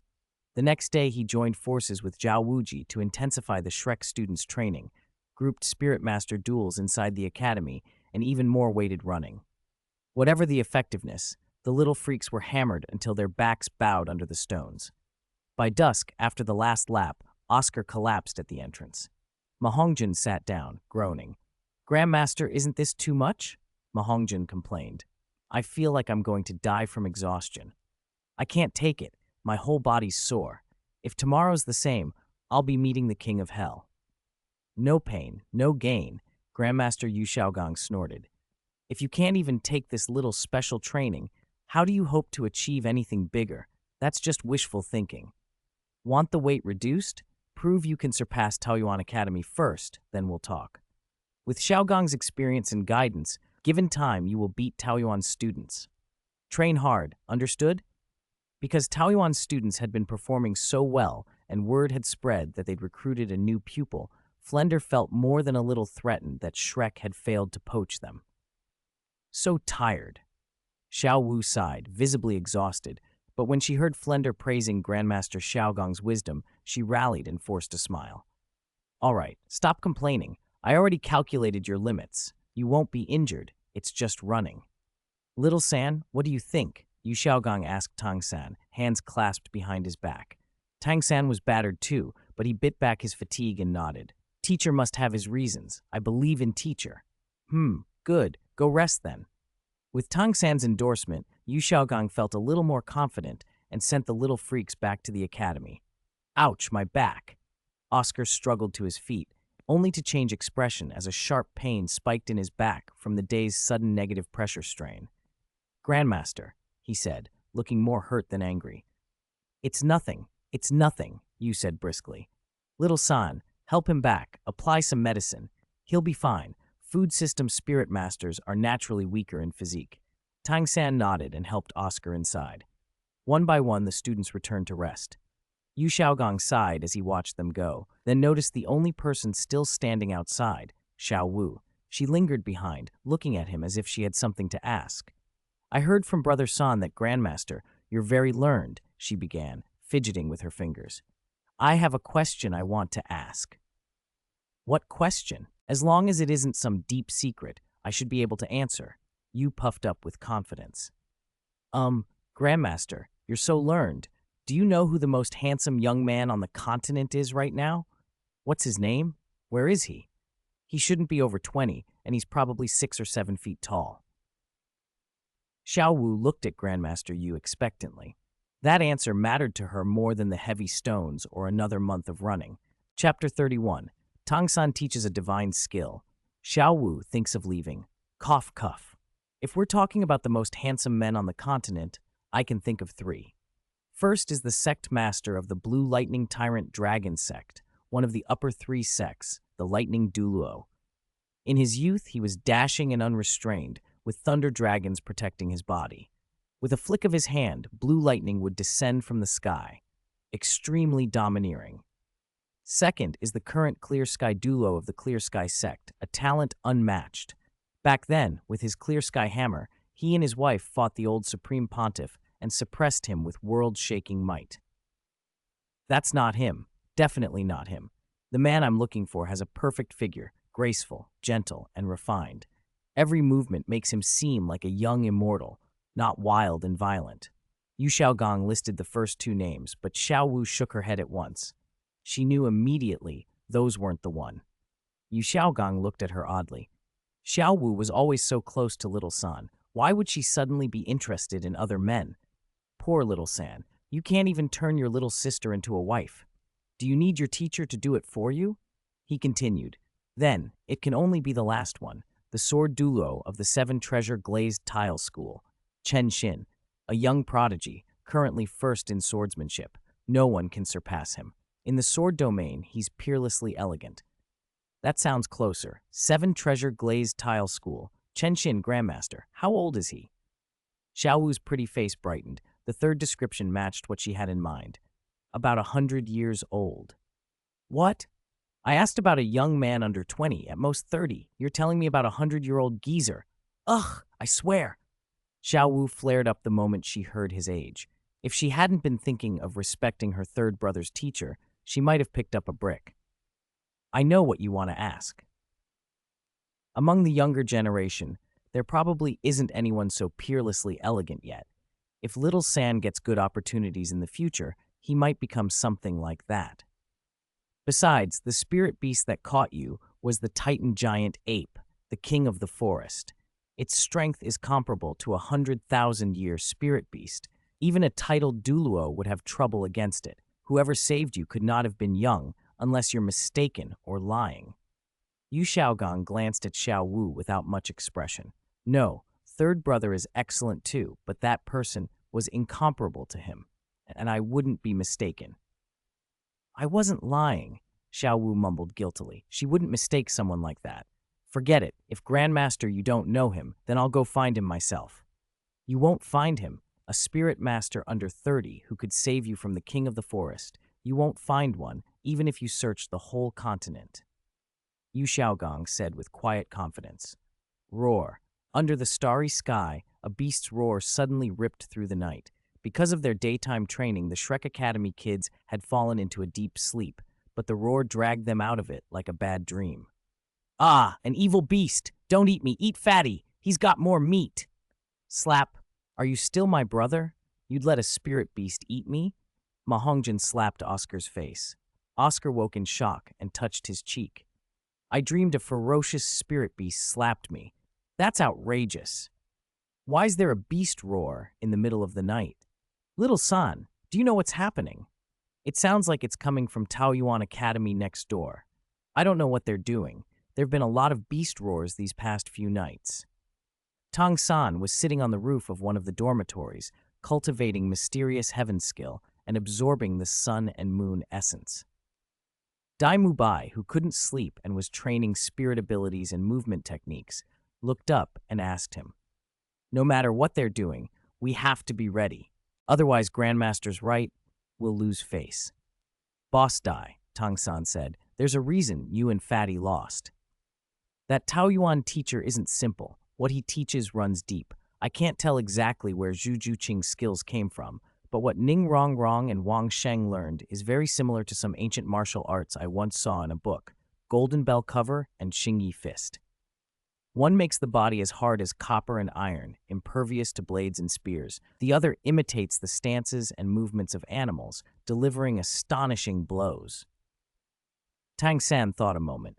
He hadn't intended to say too much, but he couldn't help it. He hadn't expected to find things here that resembled the martial arts of his previous life, things that could be cultivated alongside spirits. "Little San, do you know those two martial arts? Then teach me quickly. If I knew that impervious technique, I'd make that pink-haired girl kneel and call me Grandpa." Ma Hongjin yawned, rubbing his face as he came out into the night. Tang San shook his head. "I only saw records of them in an ancient book. I haven't learned them, so I can't teach you." "Humph, what good is just knowing the names? We still can't crack them. It's over. I feel like we'll die of exhaustion before Grandmaster can lift us further." "Oh heavens, why are you so mean to me? Losing to a pink-haired support girl stings more than death." Ma Hongjin leaned against the doorframe and sighed up at the sky. Ever since losing to Ning Rongrong, his standing at the academy had dropped. Whether it was Flender, Zhao Wuji, or Grandmaster Yu Xiaogong, none of them respected him, and it pained him deeply. "Not knowing doesn't mean there's no solution," Tang San said after a pause. Dai Mubai snapped to attention.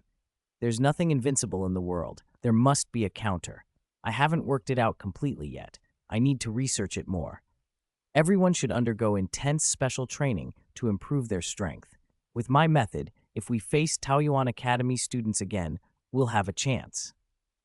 "All right, Little San, I'll trust you this time." "Yes, Boss Dai. Fatty, I don't know Golden Bell Cover or Xingyi Fist, but I recorded some other moves from that ancient book. I copied them by hand these past few days. If you're interested, they might help." Tang San tossed two small booklets to Ma Hongjin and Dai Mubai. Both of them looked surprised as they skimmed the contents. "As long as you master these two techniques, you shouldn't lose to them again. The point force method concentrates your strength into a single point, improving your ability to break defenses. The fortune manipulation method mobilizes the body's full power, putting you in your best state," Tang San explained calmly. These two methods, point force and fortune manipulation, were basic techniques from the Tang Sect hidden weapons manual. He'd extracted them to teach his teammates. Letting a few outsiders learn a handful of external techniques wouldn't count as betraying the Tang Sect. If he wanted to revive the Tang Sect, sharing a few practical skills was necessary. "What about me? What should I learn?" Oscar shuffled out, supporting his old waist and looking hopeful. Sorry, little Ow. You're a food systems spirit master. I didn't find anything suitable for you in that ancient book." "Sorry," Tang San said. "Ah, I see then," Oscar said, a little disappointed. Later that night, in the Shrek Academy courtyard, under the moonlight, Huo Wu had packed a small bag and clutched a farewell letter. She planned to sneak out, leave the note at the boys' dormitory door, and run. Just as she steeled herself and crept to the door, it made a soft creak. She froze. "Huo Wu, why are you here?" "Third brother, Shh, since you're here, come with me. Follow me, Huo Wu." Tang San closed the door quietly and led Huo Wu out into the night. "Where are we going?" "To find out what's been causing those spirit beast roars at night." Chapter 32. Is Suran that immortal? "Third brother, isn't this Taoyuan Academy? Why did you bring me here?" "Shh, Huo Wu, keep your voice down. From what I've seen, those spirit beast roars probably came from Taoyuan Academy. This is a chance to watch how their students train, find any weaknesses, and help Boss Dai and Fatty beat them later. Oh, so you came to spy. Third brother, you're really good at scaling walls. Shh, it's called knowing yourself and your enemy, so you can win every fight, not spying. Flying across roofs and climbing walls is nothing. If you want, I can teach you. Come on, Huo Wu. Outside Taoyuan Academy's walls, Tang San moved with practiced ease, vaulting across eaves, climbing silently, until he found a blind spot on a rooftop to watch the academy. They settled on the outer eaves above a utility room, starlight drifting faintly, while Tang San studied the layout below. His position was excellent. He could see most of the academy and was far enough from the inner courtyard where Su Ran was to avoid notice. Picking such a covert spot showed this wasn't his first time doing something like this. The campus is beautiful, Tang San said softly. Shrek can't compare. Peach blossoms everywhere, red maples swaying, starlight. It's romantic. Too bad there are rivals. Huo Wu, look, Taoyuan Academy is roughly divided into 3 parts: front, middle, and inner. The front courtyard is the gate and a small plaza. Only Wang Sheng usually walks there. The middle courtyard looks like the training area. Iron stakes, silver threads, definitely training apparatus. I was right, the teachers here use novel methods. The inner courtyard is more leisurely, with gardens, ponds, and tea pavilions. Teacher Su Ran must live quite comfortably. Huo Wu, see, no wonder Ning Rongrong and Zhu Zhuqing advance so fast. They're cultivating even at night. Tang San's gaze sharpened, and he pointed toward the female dormitory. The dormitory roof had several skylights with wooden grates. On good nights, they would open and sit inside to absorb the sun and moon essences. 3 faint glows of different colors hung in the air above the building. Huo Wu might not have understood, but Tang San, who cultivated the mysterious heaven skill and purified his body with sun and moon essences, recognized them instantly, students cultivating. The dormitory scene wasn't ordinary spirit master practice. From now on, Tang San murmured, we watch from here. I refuse to believe they have no flaws. Huo Wu glanced at the serious Tang San, clutching her satchel. Third brother, actually I was. Roar. Before she could finish, a tiger's roar echoed faintly. Huo Wu looked toward the sound and saw 2 trembling, bound spirit beasts hidden under 2 lush peach trees between the front plaza and the training ground. The moving branches blurred them at night, making the beasts hard to spot. So the spirit beast roars did come from Taoyuan Academy. These 2 are fierce, probably brought back by Su Ran from the Stardo Great Forest. He's generous to his students, bringing spirit beasts 500 miles to raise them for their hunting practice, and they're rare ones. A purple flash lit Tang San's eyes. With his purple demon eye, he could see every subtle movement in the dark. He felt a flicker of envy. He'd never had such treatment. His first spirit ring had meant following Grandmaster into the forest and fighting for it. No one ever delivered beasts to his doorstep. Huo Wu, where are you? Tang San clicked his tongue and realized Huo Wu had vanished. He intensified his purple demon eye and finally spotted her silhouette along the eaves, edging toward a better vantage point, staring at the spirit beasts. Her face was strangely complex. She'd fallen into thought. Those 2 spirit beasts looked unbearably familiar. Had she seen them before? Yes, she had seen them. They were the same 2 beasts the immortal had taken in the Stardew Great Forest. Same species, same bloodline, same size. How could such a coincidence exist? Why were they here at Taoyuan Academy? Was the person she had glimpsed in the forest here too? Why had he never shown his face? A phrase replayed in her mind. Lower your head and pinch the sides of your nose with your hands. She remembered the peach blossom masked teacher at Taoyuan Academy who never revealed his face and only appeared a few times to defend his students. His posture, his voice, everything overlapped with that fleeting immortal. Could it be him? The idea froze her. The man she had fallen for at first sight in the Stardew Great Forest. Could he be Teacher Su Ran of Taoyuan Academy? Huo Wu's eyes widened. She stood stock still, as if nailed to the eaves, stunned. So I had a chance to have an immortal as my teacher and missed it to come to Shrek? The peerless, handsome man I dreamt of is from a rival academy? She felt both devastated and oddly reckless. If she had to die, she wanted to die knowing the truth, lying on the bed of that incomparable man. Xiao Wu, Xiao Wu, Xiao Wu, what were you about to say just now? Are you interested in those two spirit beasts? Tang San's voice pulled her back. She quickly composed herself, though her beating heart betrayed her. She hugged her bag tighter. She wasn't letting this go. Third brother, from now on I want to observe Taoyuan Academy every day. Will you help me? Every day? Yes, but Xiao Wu, why? Tang San was puzzled.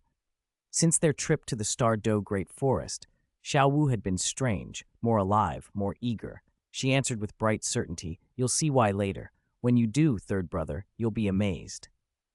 If I find the one I like, the one I want to be with forever, will you support me and bless me?" "Ah? What about you, third brother? You're my most trusted younger sister. Then, will you bless me?" Tang San looked at her, his expression mixed. "Xiao Wu, do you think your savior is in Taoyuan Academy?" Chapter 33, Advanced Unique Skill, Rongrong's Next Goal, Adamantine Glazed Tile. The sun rose in the east, scattering a pale morning light over Taoyuan Academy. Early that morning, after the 4 academy students washed with the clear well water, they began their daily special training. Su Ran, as their teacher, led by example and came out early to exercise. His morning routine was simple. He leisurely practiced a set of peach blossom swordplay with the peach branch that usually leaned by the schoolhouse window. Still, the sight of him was enough to draw students. Ning Rongrong was always the first to arrive at the schoolhouse, waiting eagerly and gazing at Su Ran as he moved. Zhu Zhuqing came early too. When the teacher explained a technique particularly well or moved beautifully, the usually cold Zhu's face would soften like the breeze of spring. Meng Yiran, the newest and 4th student and the 3rd of Su Ran's direct disciples, still had trouble getting up some mornings. On her first day, senior sister Ning had warned her sternly, no being late, no leaving early, or she'd get a slap on the palms and have to write a self-criticism. After morning exercise and breakfast, they gathered in the schoolhouse to ask Su Ran questions about cultivation problems from the previous day, about unique skills, methods, or spirit matters. After answering them, the day's special training officially began. Taoyuan's special training was different from Shrek's uniform regimen. Each student, Zhu Zhuqing, Ning Rongrong, Meng Yiran, and even Wang Sheng, had a customized program. Ning Rongrong's training emphasized physical strengthening with a heavy load. As a support system spirit master, she had to endure enormous pressure. Since reaching the 3rd stage of Golden Bell cover, she had entered the 2nd phase of special training, refining her blood and tempering her bones. Every day, she compressed her blood and marrow with the Golden Bell cover technique, densifying them. The crushing pain felt like being locked inside a sealed compressor, about to be squeezed flat. In addition to bone compression and blood condensing, she practiced Wing Chun, sparring daily with a hard iron stake without using Golden Bell cover to protect her arms. One day, Su Ran had told her, "When your inch punch can pierce an iron stake, and yet leave only a faint fist print on tofu without damaging its shape, then your boxing will be complete." Ning Rongrong believed him. After 2 months of that brutal conditioning, the delicate little princess had been hardened into a tough girl with 2 small buns in her hair. But still, the body is only part of it. She swung one hand at the tofu and the other at the iron stake. The tofu was smashed to pulp. The hand that hit the iron stake swelled red instantly, and her face filled with grievance and tears. "Wah, teacher, you lied! A normal punch would smash tofu easily, let alone a punch that can pierce an iron stake," she sniffed. "Can a fist really pierce an iron stake?" Su Ran said nothing. He took another piece of tender white tofu from a nearby water vat and placed it on the wooden stake beside the iron one. "Rongrong, stand back." "Huh." She stepped back 2 paces, puzzled. If the teacher intended to demonstrate power, he would hit the iron stake, not her, so why step away?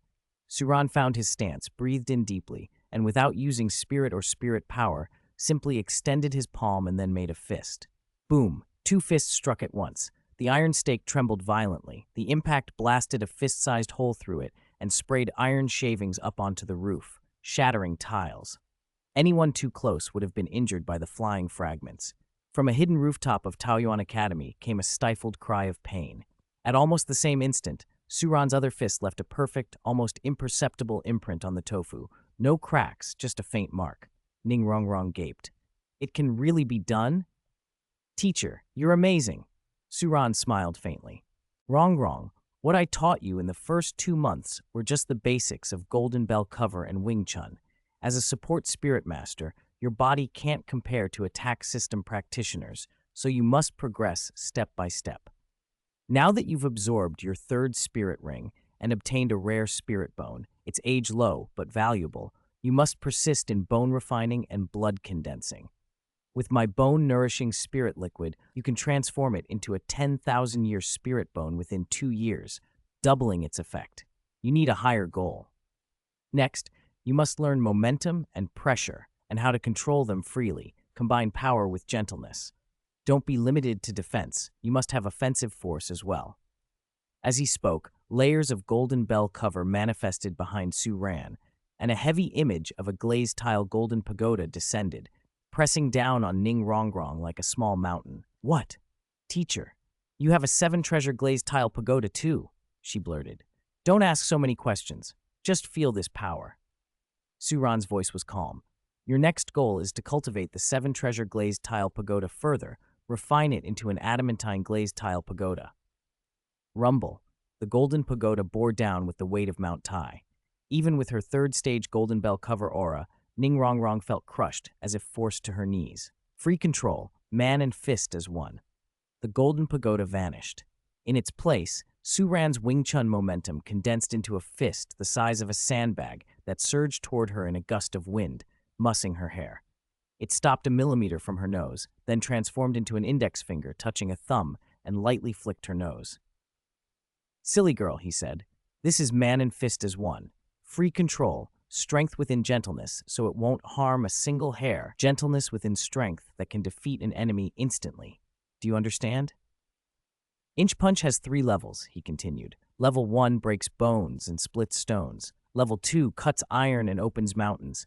Level 3 breaks rivers and splits the sky. You are currently at level 1. Ning Rongrong was at once startled and delighted by the light flick. Her face flushed. She couldn't help a small girlish response. Teacher, you're naughty. If you ruin my face, you'll be the one at a disadvantage, Suran teased. He turned serious again. In short, your next cultivation goal is to let the golden bell cover enter the pagoda and refine the adamantine glazed tile. Once you achieve man and fist as one with free control, you can use the 2nd level of Inch Punch. Complete this 2nd phase of special training, and you will no longer be a mere support spirit master. Your 7-treasure glazed tile pagoda will not only defend, but generate offensive power on par with ordinary attack system spirit masters. Ning Rongrong took a deep breath and looked at him with a touch of grievance. But it sounds so difficult. That's natural. Advanced unique skills aren't like the basics, Suran replied. You trained for over 2 months just to reach basic cultivation and to be able to stand against attack system spirit masters. Imagine what you'll become after advancing further. Besides you, can anyone else truly cultivate man and fist as one? She asked. Suran chuckled. Yes, your senior brother is practicing basic tiger fist now. He's been training so hard he's nearly turned into a simple-minded tiger. Chapter 34. Failed Attempt to Steal Skills. Huo Wu, the person you're after, can't possibly be at Taoyuan Academy. Grandmaster said the Titan giant ape is comparable to a 100,000-year spirit beast. He's beyond a titled Douluo, Tang said quietly. The strongest person at Taoyuan Academy is probably Su Ran. He's powerful, but only a spirit saint. He couldn't save you from a Titan giant ape. Besides, Taoyuan Academy is an enemy of our Shrek. Would he just help us out of kindness? Huo Wu, our priority is to steal skills. No, to discover the weaknesses of these students. Don't let your imagination run wild. Huh? What is that power? Ouch. At dawn, Huo Wu lay on the utility room roof of Taoyuan Academy, having spent the whole night there. Tang had gone up to bring her breakfast, to persuade her and to watch the situation at the academy. The moment he jumped up and said a few words to Huo Wu, terrifying shards of iron and gusts of filings shot toward them. Even from several hundred meters away, they were lethal. Tang reacted, using Tang Sect techniques, controlling crane-catching dragon and mysterious jade hand, to snatch at the fragments, but it was too late. The impact blasted him off balance and he tumbled off the roof, landing face first. Sangay, are you all right? Oh my god, how did that happen? Xiao Wu clambered to the eaves to look down. Tang San gazed up, his usually unremarkable face speckled all over with iron filings, like some forgotten iron miner. Xiao Wu, did they spot us? I don't know. Sangay, are you hurt? Xiao Wu, do I look hurt? Sangay! Sangay! Tang San groaned and fell to the ground. Xiao Wu hurried down to check him, shocked. That strike had sent metal shards tearing through the air with such force that Tang San had been knocked clean off the roof. From that distance, the power was still devastating. Sanjie, you said their unique skills must have weaknesses. Can you really find them? Xiao Wu was at a loss. After watching the training inside Taoyuan Academy with her own eyes, she finally understood. What had Grandmaster taught? Are the two even comparable? Telling them to run with a basket of stones on their backs and to do two-on-two sparring until they improve, that was nonsense. These people trained in hard, effective ways. While they were working on strength and reflexes, Taoyuan Academy students were already splitting boulders and breaking mountain stone. While one was learning to punch, the other was wielding swords and spears. It was as if she, a rabbit, were in the knife age while they were already fielding nuclear weapons. How were they supposed to compete? How could they win? Xiao Wu inhaled deeply. Even if Su Ran turned out not to be the banished immortal she'd once seen in the Star Do Great Forest, the Academy's training shook her. This Su Ran was truly a peerless master. What Tang San and Xiao Wu had seen was only part of Ning Rongrong's special training. Zhu Zhuqing and Meng Yiran were also being pushed hard. Zhu Zhuqing's path was physically less brutal than Ning Rongrong's, but it burdened her mentally. The 10 Yama halls required that every time one hall was awakened, she walk through an associated hell, confront the manifestations of evil, and only after controlling the dark thoughts within herself could she summon the Yama to aid her. So, besides her regular training, Su Ran had set 3 special regimens for her. Movement technique practice, overlapping with Meng Yiran, who was learning the netherworld instrument Thousand Cry.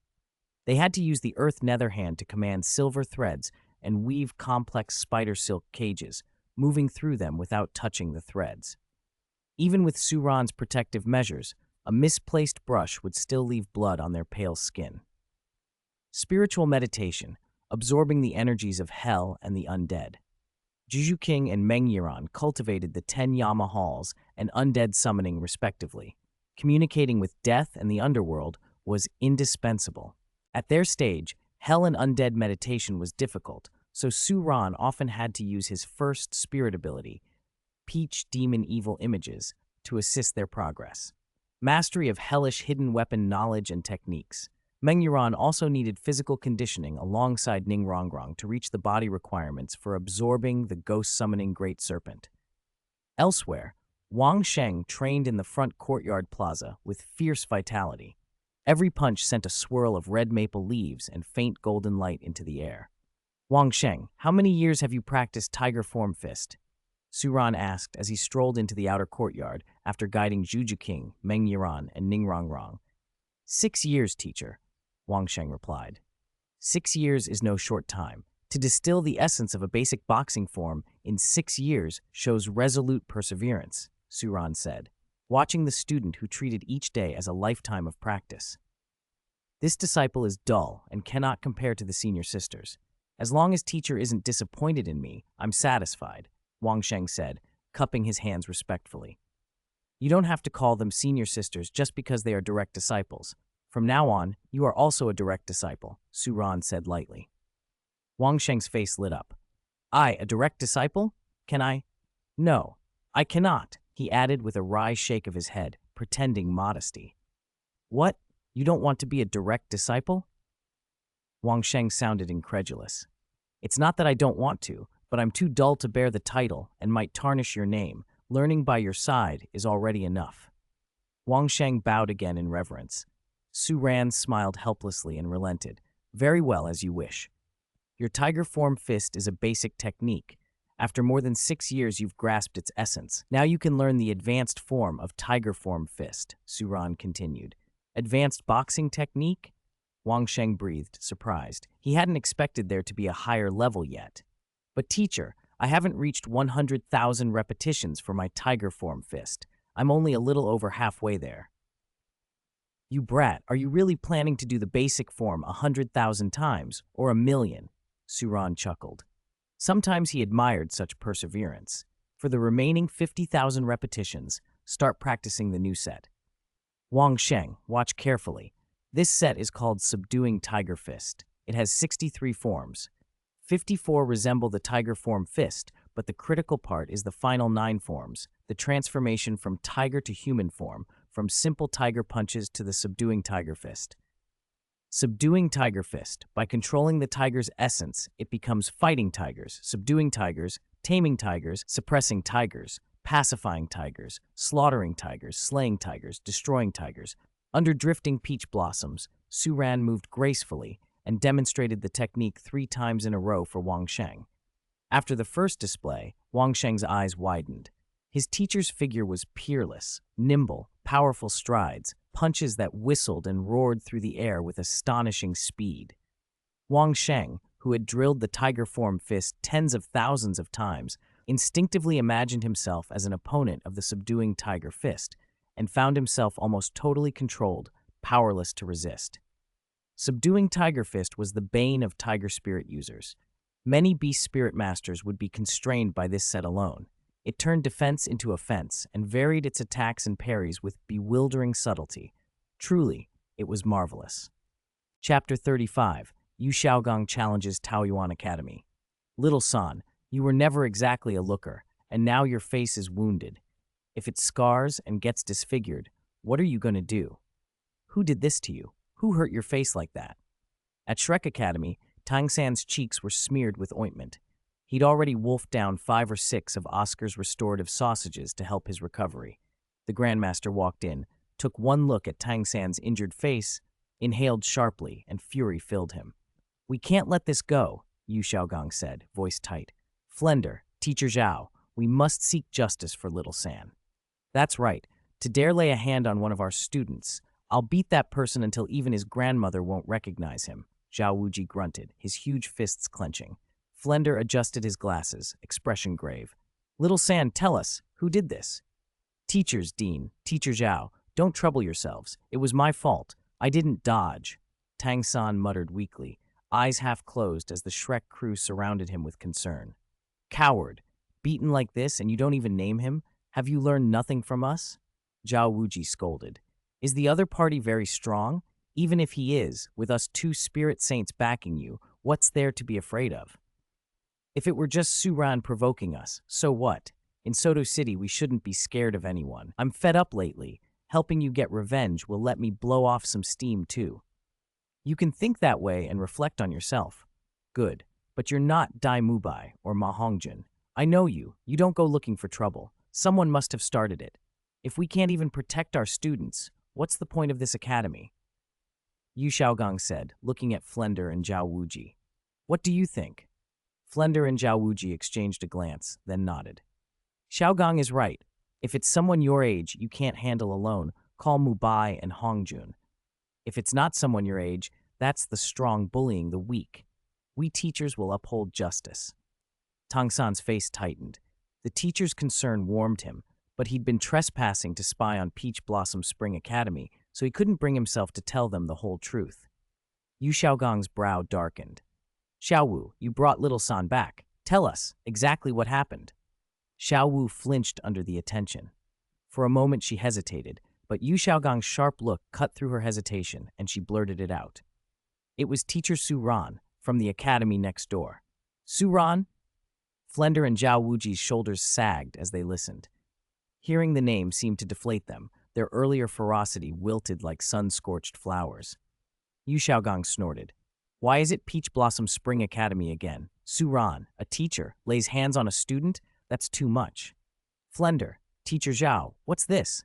You hear it's Suran and go mute. Where's your backbone? Has Peach Blossom Spring Academy broken your spine? Yu Xiaogong's anger flared. Little San is my only disciple. I raise him like my own son. If you want to be cowards and not care, I will not. I'll go reason with them myself. I want to see who this Suran really is. He strode out of Shrek Academy before anyone could stop him. Flender and Zhao Wuji exchanged worried looks. Gangzi, be sensible, one murmured. You don't know how formidable Suran is. Even we spirit saints were beaten by him. You're a spirit grandmaster under 30. Under a peach tree in the outer courtyard of Peach Blossom Spring Academy, Yu Xiaogong sat straight-backed at a stone table, staring across at the elegant young man in white. The teacher seemed to belong to the blossoms themselves, serene and otherworldly. What impressed Yu Xiaogong most was that the man he and even Flender and Zhao Wuji feared was so young. This should be our first meeting, Grandmaster, the man in white said calmly. My academy did have past disputes with Shrek. Have you come to settle old scores? Young man, I advise you to behave yourself, Yu Xiaogong replied stiffly. Suran poured 2 cups of tea with casual grace and slid one over. Yu Xiaogong didn't drink. Settle old scores, he said coldly. I don't hold grudges easily, but I won't tolerate my disciple being harmed. Suran sipped his tea and answered lightly. Coincidentally, I feel the same. So do I, Yu Xiaogong said. Since we both want justice for our students, let's resolve this by Spirit Master rules. The young man in white merely raised an eyebrow. You mean a one-on-one duel? Yu Xiaogong bristled. As a teacher, you should know true strength isn't personal power. Team strength is what matters. I challenge you. In 1 month, Shrek Academy and Peach Blossom Spring Academy will face off in a Spirit Master team duel at the Sotu City Great Soul Arena. If Shrek wins, your academy will disband. All your students will join Shrek and be subject to our discipline, and you will compensate Shrek with 10,000 gold coins. And if you win, Suran said, Shrek disbands and pays Peach Blossom Spring Academy 10,000 gold coins. Suran was briefly taken aback. He hadn't expected Yu Xiaogong to wager the very survival of an academy. Are you sure you want to bet that much? He asked. Yu Xiaogong's voice was cold. A couple of your students have beaten ours before. You can't act like you have the advantage. Suran's smile was faint. A one-on-one doesn't represent team strength. I have confidence in my teaching and in my students. Yu Xiaogong tossed back his sleeve with disdain. If you hesitate now, perhaps you're afraid. If so, we'll forget it. Peach Blossom Spring isn't special at all. Suran's answer was simple and composed. Peach Blossom Spring Academy accepts the challenge. Xiaogong, you were impulsive. So impulsive. How could you dare challenge him? It's like jumping into the fire, Flender said anxiously as Yu Xiaogong returned. Ma Hongjin, Oscar, and Dai Mubai hovered nearby, faces uneasy. None of them felt confident. Xiao Wu, though, watched Suran's retreating figure within Peach Blossom Spring Academy, a strange curiosity stirring in her. She wanted to run over and ask him things. Would he be honest? She touched the white belly band at her waist and felt a warm, doting smile creep across her face. Heh. She covered her mouth, snickering softly. Suran, I must find out if you're really him and see what you look like under that mask. Just you wait. Chapter 36. The group battle begins, and the agreement with the teacher. Wang Sheng practiced the subduing tiger fist more than 500 times and finally began to get a feel for it. His mastery of his unique skills rose by about 5%. He absorbed his 3rd spirit ring, unlocked a 3rd spirit ability, and broke through to Spirit Elder, level 31. His spirit took on traits of a Tiger King, boosting his spirit power by 0.1 levels and increasing the lifespan of all his spirit rings by up to 200 years. Zhu Zhuqing cultivated the power of the First Hall King of Hell. Yellow Spring's Evasion reached minor accomplishment. Earth Netherhand reached minor accomplishment, and she passed the Netherworld Instrument 1,000 Cries assessment. That progress rewarded Wang Sheng with a 0.3 level increase in spirit power and an extra 100 years added to the lifespan of all his spirit rings. Wang Sheng's spirit power, 74.8. Ning Rongrong's golden bell cover reached its 3rd minor accomplishment. Her blood coagulated into a thick gel, and her bones developed iron-like patterns. Her Wing Chun inch punch also began to show real sharpness. That success gave Wang Sheng another 0.3 level spirit power boost and another 100 years to ring lifespans. Wang Sheng's spirit power, 75.1. Meng Yuren's Yellow Spring's Evasion reached the introductory level. She passed the Netherworld Instrument assessment, and the first wisp of nether energy bloomed around her. It bound to her snake staff, evolving it into a rudimentary netherworld snake staff, rewarding Wang Sheng with 0.2 levels and up to 100 years more on his spirit rings. Wang Sheng's spirit power, 75.3. Meng Yiran's physical fitness met the standard. She absorbed her third spirit ring and also broke through to Spirit Elder, level 31. That granted Wang Sheng another 0.2 level increase and 150 additional years to his spirit rings. Wang Sheng's spirit power, 75.5. A month passed. Taoyuan Academy was bustling. In that time, the 4 students had all entered the advanced phase of special training and made noticeable gains. Meng Yiran and Wang Sheng had both reached the Spirit Elder realm. Even Suran's own spirit power had climbed toward level 76. He felt pleased. He'd only been teaching at Taoyuan for a little over 3 months, and his spirit power had jumped from 71 to nearly 76. The lifespans of his spirit rings had increased by more than 30%, and he'd acquired several unique skills and a few spirit bones. If he kept this up for 3 years, or 10, he could probably give every ring a lifespan over 100,000 years. Early one morning, Wang Sheng practiced his subduing tiger fist beneath the peach tree in front of the school hall. When he finished, he rang the peach blossom bell, and the students doing morning exercises filed into the hall and took their places. Ning Rongrong, as the senior sister of the hall, sat in the center with Zhu Zhuqing and Meng Yiran on her sides. "This month, your progress has been good. You've basically passed my monthly assessment, and your strength has improved a lot," Suran said from the podium. He had notes on each of the 4 students, their improvements, strengths, and weaknesses. He addressed Ning Rongrong first. "Rongrong, I told you before that your Golden Bell cover had a weak point until it reached grand accomplishment. That weak point has shrunk, which is commendable, but your inch punch is still far from meeting my requirements. You'll need to practice harder." Ning Rongrong lit up at the praise. She'd been training not just to be the strongest support, but to win the teacher's approval and, if possible, catch him off guard. She thrust her swollen, bruised right hand forward like a spoiled child. "Teacher, if you help fix the weak point in my golden bell, it'll shrink even faster. And look, my hand," she complained. "The second stage of inch punch is really hard. You don't even feel sorry for me." Suran pretended to be stern. "The second stage is indeed harder. I'll soak it for you with Jade Hand Spirit Liquid later." "Okay, I want teacher to soak it personally," she demanded. "Nonsense. You'll soak it yourself." Suran looked at her with indulgent exasperation. Ever since Ning Rongrong had learned to play coy, he never quite knew how to respond. If she were still the arrogant, willful girl who'd first arrived, he could punish her without a second thought. He turned to Zhu Zhuqing. "Zhuqing, your improvement is the greatest of the group. But don't be overconfident. The main problem for agile attack spirit masters is weak frontal combat, especially against defensive systems. You must learn how to deal with control-type spirit masters protected by defensive or attack teammates." "Teacher, why should we kill the control type first and not the support?" Zhu Zhuqing asked, puzzled. Suran smiled. "I've explained this to Rongrong before, but here it is again. Unless you're at the Spirit King level or higher, killing a support isn't usually decisive.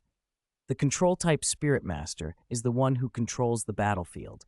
If they lock down even one of our fighters, they create opportunities for others to focus fire and take down our main Spirit Master, reversing the fight or widening the gap. An agile attack Spirit Master who's controlled loses mobility and becomes an easy target. A skilled control type will target your attack and agility fighters first." Zhu Zhuqing's expression changed. This new angle on dueling made sense to her.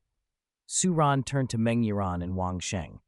"First, congratulations on reaching Spirit Elder, but your shortcomings are obvious and similar.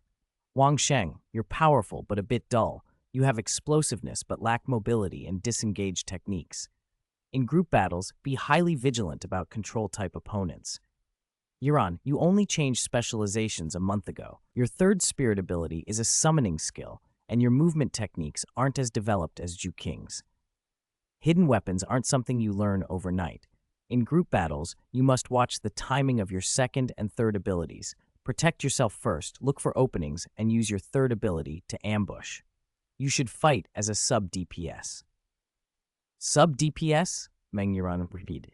It was the first time she'd heard the term. Still, she felt the improvement in herself over the past month. She'd beat her old self without question. Teacher, I remember, both Meng Yuran and Wang Sheng said. Good. Suran smiled. You should have felt these last few days my training starting to integrate, lessons in group battle essentials and the weaknesses I just pointed out. Today, regular training is suspended. I'm going to take the four of you to fulfill an agreement.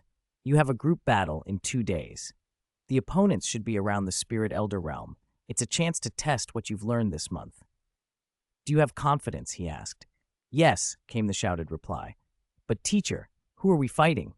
Ning Rongrong asked eagerly. The Shrek team, Suran replied. Oh, those scoundrels, watch me stomp them, Ning Rongrong declared. But teacher, if we win, can we get a reward? Meng Yuran raised her hand. What reward? Suran asked. Meng Yuran looked at him earnestly. I want to see teacher's face. I've been at the academy a month, and I've never seen you without your hood. Teachers shouldn't be so guarded. Teacher, won't you let us have a peek? Zhu Zhuqing nodded in support. Ning Rongrong leapt up, completely indignant. Zhuqing, which side are you on? She cried. Zhuqing smiled and sat quietly. She, too, was curious about their teacher's appearance, though she'd promised senior sister Rongrong not to pry too much. Suran shook his head. The most taboo thing in a group battle is internal conflict. Rongrong, as senior sister, you must tolerate your juniors. If you cause trouble, I'll punish you.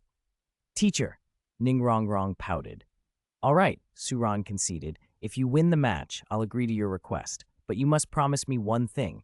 No matter whether you see something beautiful or ugly, you must stay calm. Okay, the girls chorused, eyes bright with anticipation. Teacher agreed. Ning Rongrong sighed with relief, and everyone's motivation got a visible boost. Chapter 37. Qin Ming, Shrek needs your help now. Sodu City Great Soul Arena, the largest Spirit Master competition venue in the city. It hosted 3 main formats, 7v7 team battles, 2v2 duels, and 1v1 fights. The winners walked away with generous rewards, and this month the arena was livelier than usual.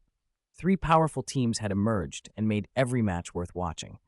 At the start of the month, a Spirit Master squad called the Berserker team, all members above level 35, had steamrolled through the rookie teams, racking up 7 straight wins.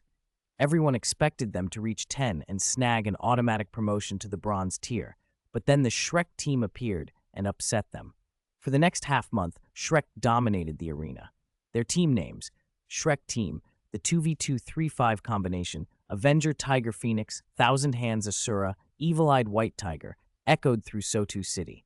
They treated the arena like their training ground, sharpening tactics and coordination until they moved from Iron to Silver Soul fighting teams at an almost absurd speed.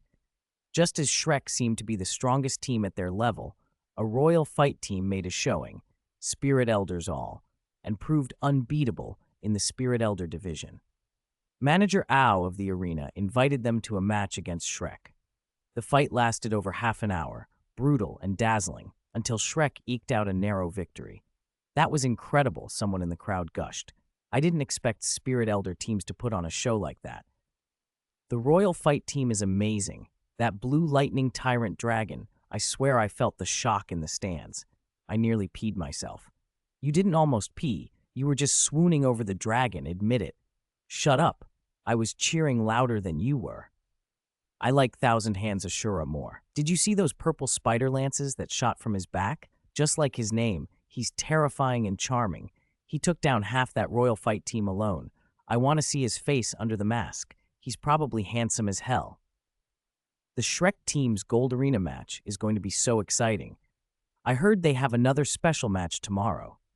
Look, it's on the notice board. Shrek team versus Peach Garden Battle team. Is that the Taoyuan Academy team? The conversation buzzed through the arena as people speculated and swooned. In a quieter corner, inside the Soto City VIP room, a different conversation was playing out. When the Shrek students heard that Qin Ming had been a Shrek student and that Yu Tianheng, captain of the Royal Fight team, was a nephew of a grandmaster, their surprise was obvious. Qin Ming smiled faintly. Hello, junior brothers and sisters, he said calmly. How's the academy doing lately? Someone asked. Flender sighed. Don't even mention it. The academy's been on the verge of bankruptcy. These students are our last batch. We hope to train them, make a name, and maybe revive Shrek. Then Taoyuan Academy pops up and starts poaching students right next door. Zhao Wuji, the immovable king, rubbed his head awkwardly. He'd once been fierce and hot-headed. That was my younger self, he said sheepishly. I'm not so impulsive now. People should act reasonably. Xiao Wu snorted from the corner. Reasonable with those you can't beat, and violent with those you can, right? Flender's expression darkened. We won't hide it. If it were an ordinary spirit master, if anywhere to snatch our students, we wouldn't let it pass. But this Taoyuan Academy, their teachers are actually talented. Their strength isn't inferior to mine or old Zhao's. That makes it dangerous to pick a fight. Qin Ming leaned forward when they mentioned a promotional banner he'd seen near the arena gate.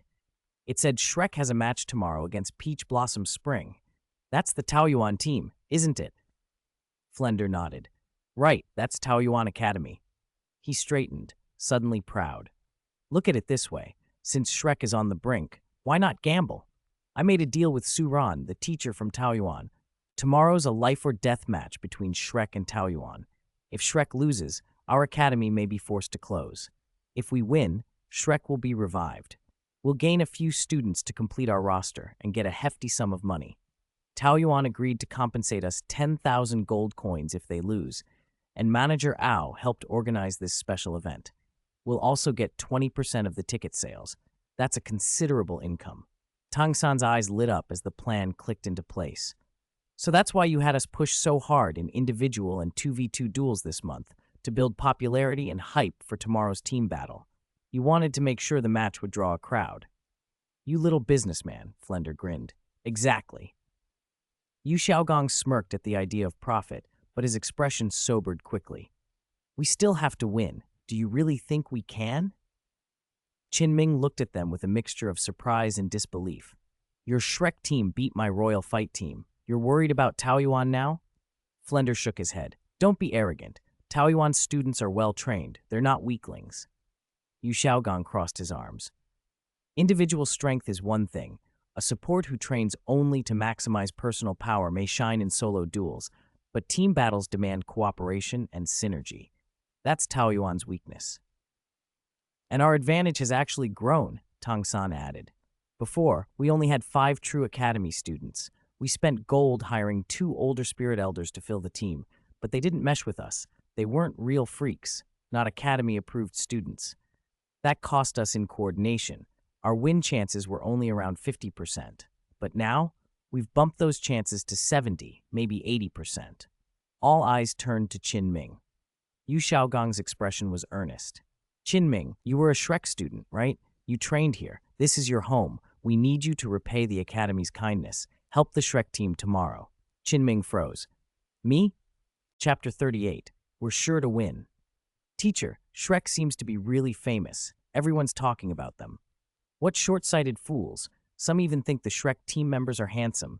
That thousand hands Asura must be Tang San, right? He still has so many fangirls, even though his face is all pockmarked now. And that Evil Eyes white tiger should be Dai Mubai. Evil Eyes, huh? I think he's cross-eyed. I agree. A young man in a peach blossom white robe, accompanied by 3 gracefully different girls and a tall, steady young man, walked into Sotu City's Great Soul Arena. As they entered, Ning Rongrong and the others heard many passers-by discussing a spirit master team called the Shrek team. Among the crowd were quite a few noble children. In this world, spirit masters were the mainstream profession, an extremely noble vocation. A major pastime of the nobles was watching spirit fighting matches. If they discovered talented fighters, they'd spend lavishly to recruit them and curry favor. Many nobles also liked to pick spirit masters with excellent aptitude as possible sons-in-law. They had already placed heavy blind bets with gold coins on Shrek Academy's match the next day. Most people favored the Shrek team. They had already shown excellent skill, and the crowd was optimistic, already betting on who would be the match-ending fighter and who would be the winner. The so-called Terminator was the one who finished the match by defeating the final opponent. The winner was the best-performing member of the victorious team, the MVP. 50 to 60% of people bet on Thousand Hands Asura to be both Terminator and winner because he had shone so brightly against the Royal Fight team. About 30% bet on Evil Eye's White Tiger, and around 20% favored Evil Fire Phoenix. Only 1 or 2% of speculators placed any coin on the Peach Blossom Spring Battle team, a team that had never shown itself before. As an academy adjacent to Shrek, Ning Rongrong and the others knew a little about Shrek's situation. From the snippets they heard, they could guess most of the code names. Ning Rongrong pouted. She was exasperated by the crowd's ignorance. "Teacher's right. People's prejudice is a mountain," she said. "Their good performance in spirit fighting doesn't mean we're bad. You'll cry when we win," she added confidently. "I can only say they haven't tasted anything good," Meng Yuran grumbled from behind. "Even those boys from Shrek could be their idols, Sai." Ning Rongrong was helpless. Yes. Rongrong, you've tasted good things and you're hoarding them," Meng Yuran continued. "Alas, Yuran, I know you really want the winner's prize, but please don't shout yet," Ning Rongrong replied. "I really want to hog it, but teacher won't let me." "Where do you want to hog the teacher?" "Heh. Look at you. Don't speak like that. How can you eat teacher? You can't treat teacher like food, Yuran. Be smooth, not greedy." "All right, stop bickering. You're about to fight. You're still so disunited. Do you want to lose?" Su Ran, who walked ahead wearing an immortal dragon peach blossom mask, heard the bickering and felt helpless. Zhu Zhuqing was steadier, cold in personality, and not given to fuss, only speaking up when she thought something was right. But Meng Yuran and Ning Rongrong had both been doted on growing up, and when the two got together, Su Ran the talkative found it exhausting. "Don't worry, teacher. We'll definitely win," Ning Rongrong declared. Zhu Zhuqing cautioned. "Rongrong, don't be careless. Teacher said team battles aren't like one-on-one fights. We only have 4 people. If Shrek puts out their usual 7, that means each of us could be facing nearly 2 spirit masters. The pressure will still be huge." Wang Sheng nodded. "Rongrong, have you forgotten the words teacher put on the classroom wall? Overconfident fighters will lose." "Sister Rongrong, are you being deliberately arrogant to mislead us in the match? So you can keep teacher's appearance reward for yourself? Sister, you have bad intentions." Meng Yuran looked suspiciously at Ning Rongrong. "Hey, I didn't. How could I mislead you? I didn't." Ning Rongrong flatly denied it. "Teacher, control Yuran. She's slandering me." At the arena front desk, Su Ran spoke to the staff member. The woman had purplish-red hair and wore professional attire. Her first impression was one of refined temperament. "Hello, we'd like to register a spirit fighting team," Su Ran said. "All right, sir. Are you registering for a 2v2 or a 1v1 match?" the staff asked. "We're registering for a team battle," Su Ran replied calmly. "Team battle? You mean the 7v7 team battle?" she clarified. "Yes. Is there a problem?" "No problem. I thought you only had 5 people, so I assumed you weren't entering a team battle yet," the staff said quickly, apologizing. "Actually, we only have 4 members. Can 4 people register for a team battle?" Su Ran asked. The woman froze for a moment before regaining her composure.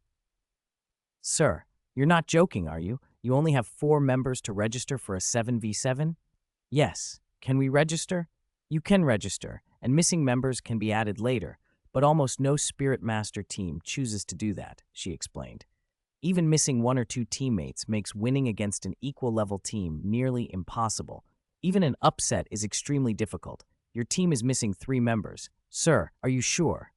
Su Ran smiled slightly. "I'm sure." "All right, please enter your names and collect your spirit fighting badges." The staff then asked, "May I ask what your team name is?"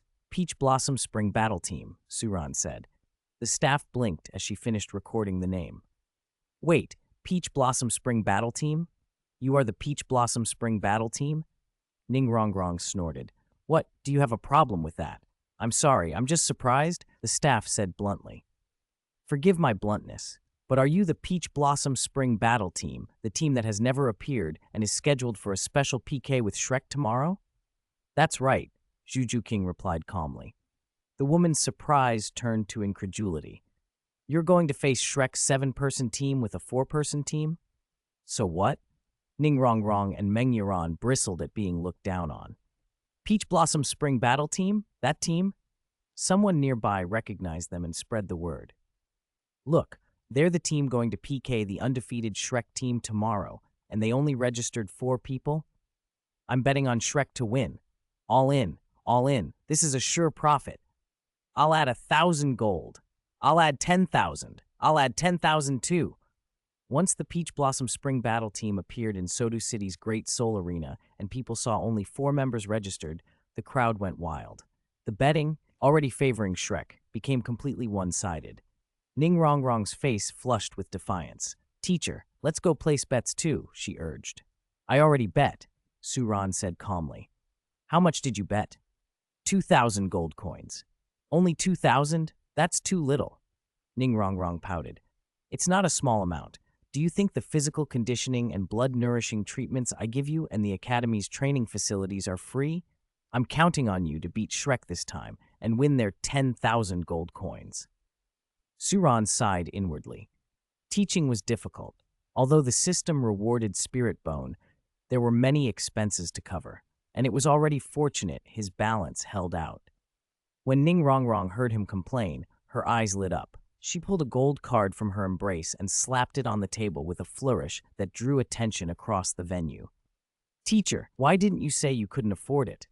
"I have money," she announced. "I'll bet 100,000 gold coins, and all the winnings go to Teacher. But if we win, Teacher, you just have to kiss me. Isn't that a fair deal?" Another chapter will be updated at noon. Chapter 39, Shameless Shrek, merges with the Royal Fight Team. Early the next morning, the Great Spirit Arena in Sodo City buzzed with activity. Shrek Team's popularity was so great that manager Ao had cleared the main arena just for their match. Even so, the hall was packed. Yu Xiaogong leaned on the railing in the VIP mentor's box and smiled as the spirit fight was about to begin. "We should have a solid win," he said. "I hope so," Qinming replied. He twitched a little at Yu Xiaogong's confident tone. That old master had so many tricks, none of them expected. Qinming, the most outstanding graduate of Shrek Academy in the last 20 years, and now a teacher at Heaven Do Royal Academy, had almost been conned into participating in a Spirit Elder level bout for Shrek. If he'd gone, his reputation would have been ruined. In the end, he'd only been lured into lending members of the Royal Fight Team to Shrek. To win, that master truly had become shameless. With the Royal Fight Team now added, Flender and Zhao Wuji looked a lot more relaxed. Confidence showed at the corners of their mouths. The previous night, they'd picked the best spirit masters from the Royal Fight Team to merge with Shrek and had trained together through the night. The results were good. "It may be opportunistic," Flender said, "but a win is a win. It's about the Academy's survival. I heard Suran hasn't recruited anyone this month. Only those 4 kids are showing up. 4 against 7. He doesn't stand a chance," Flender chuckled, running a hand through his hair. "Old Zhao, Xiaogang, don't you think Suran has been eyeing Shrek for a long time? He opened his academy next door to draw attention, and now he's trying to fold Peach Blossom Spring into Shrek so he can get in with us. If he comes begging afterward, I might overlook past grievances and hire him as a teacher for Shrek. I still think highly of him." Flender deliberately raised his voice so Suran, sitting in the VIP section, would hear. He'd coveted Suran and his students for a long time. Among Suran's 4 pupils, Shrek had already seen 3, a tiger spirit even fiercer than Mubai, a support spirit from the Seventra glazed tile pagoda with outstanding self-preservation, and a mysterious agile hell civet rumored to be able to fuse spirits with Mubai. The 4th, Mengyiran, could not be far behind. If they all joined Shrek, it would be like giving wings to a tiger. Few teams could compare. "Flender, shut your mouth," Suran said coldly, still seated and calm. The Dragon Duke and Snake Woman beside him glared at Flender. The dragon staff thumped the ground and its aura rolled outward. Even Flender and Zhao Wuji, spirit saints of the highest order, stiffened and fell silent, eyes fixed on the arena. One Suran was enough to give Shrek a headache. Add the Dragon Duke and Snake Woman, and you didn't want to provoke them. During Mengyiran's month of special training at Peach Blossom Spring Academy, the Dragon Duke and Snake Woman had stayed in Sodo City and visited often. Yiran's regimen had been brutal, and they'd felt for her. At first, the Dragon Duke had questioned Suran's teaching, but as Yuran improved rapidly, his doubts turned to respect, and then admiration. He'd never met such an exceptional young man. So young and already experimenting with the Spirit Master system, innovating it. In a month, Suran had not only boosted Yuran's strength significantly, he'd pushed her beyond limits and enabled her to absorb a third spirit ring of over 2,000 years. The Dragon Duke would not let the Shrek scoundrels speak carelessly about them. Still, respect aside, they worried. 4 people facing 7 was a steep disadvantage.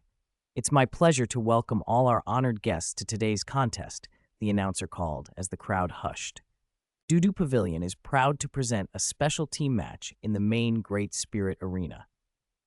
Today's special PK features Shrek, our strongest team from the Silver Spirit Arena, against a mysterious challenger, the Peach Garden Battle Team. Before the match, I'll explain the rules. This is a survival match between Shrek and the Peach Garden Battle Team. The winning side's teacher will take over the opponent's students, the losers will receive 10,000 gold in compensation, and the winning side will receive a share of the Great Spirit Arena's rewards. At the request of Shrek Academy's Grandmaster, this match does not restrict the use of powers outside of spirits. External powers and weapons are allowed.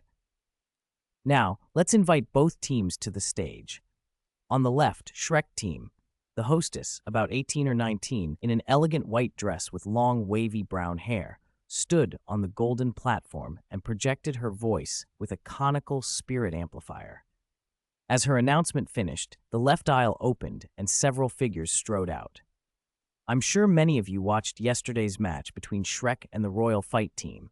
Shrek and the Royal Fighters became familiar through combat. Today, the two teams have merged to face the Peach Garden Battle Team together. The lineup: Evil Eyes White Tiger, Spirit White Tiger, a level 38 offensive battle spirit master. Thousand Hands Asura, Spirit Blue Silver Grass, a level 32 control battle spirit master. Evil Fire Phoenix, Spirit Evil Fire Phoenix, a level 29 offensive spirit grandmaster. Soft-boned Demon Rabbit, Spirit Soft-boned Rabbit, a level 32 close combat offensive battle spirit master. Yu Tianheng, Spirit Blue Lightning Tyrant Dragon, a level 39 offensive battle spirit master. Duguyan, Spirit Jade Phosphor Serpent, a level 38 control battle spirit master. Ye Lingling, Spirit Nine-Heart Begonia, a level 35 support tool spirit master. Their spirit ring configuration: 2 yellow and 1 purple, the optimal arrangement. When Shrek's lineup was announced, the arena erupted. The 2 top-ranked teams of the Silver Spirit Arena had merged. Who could compete with them?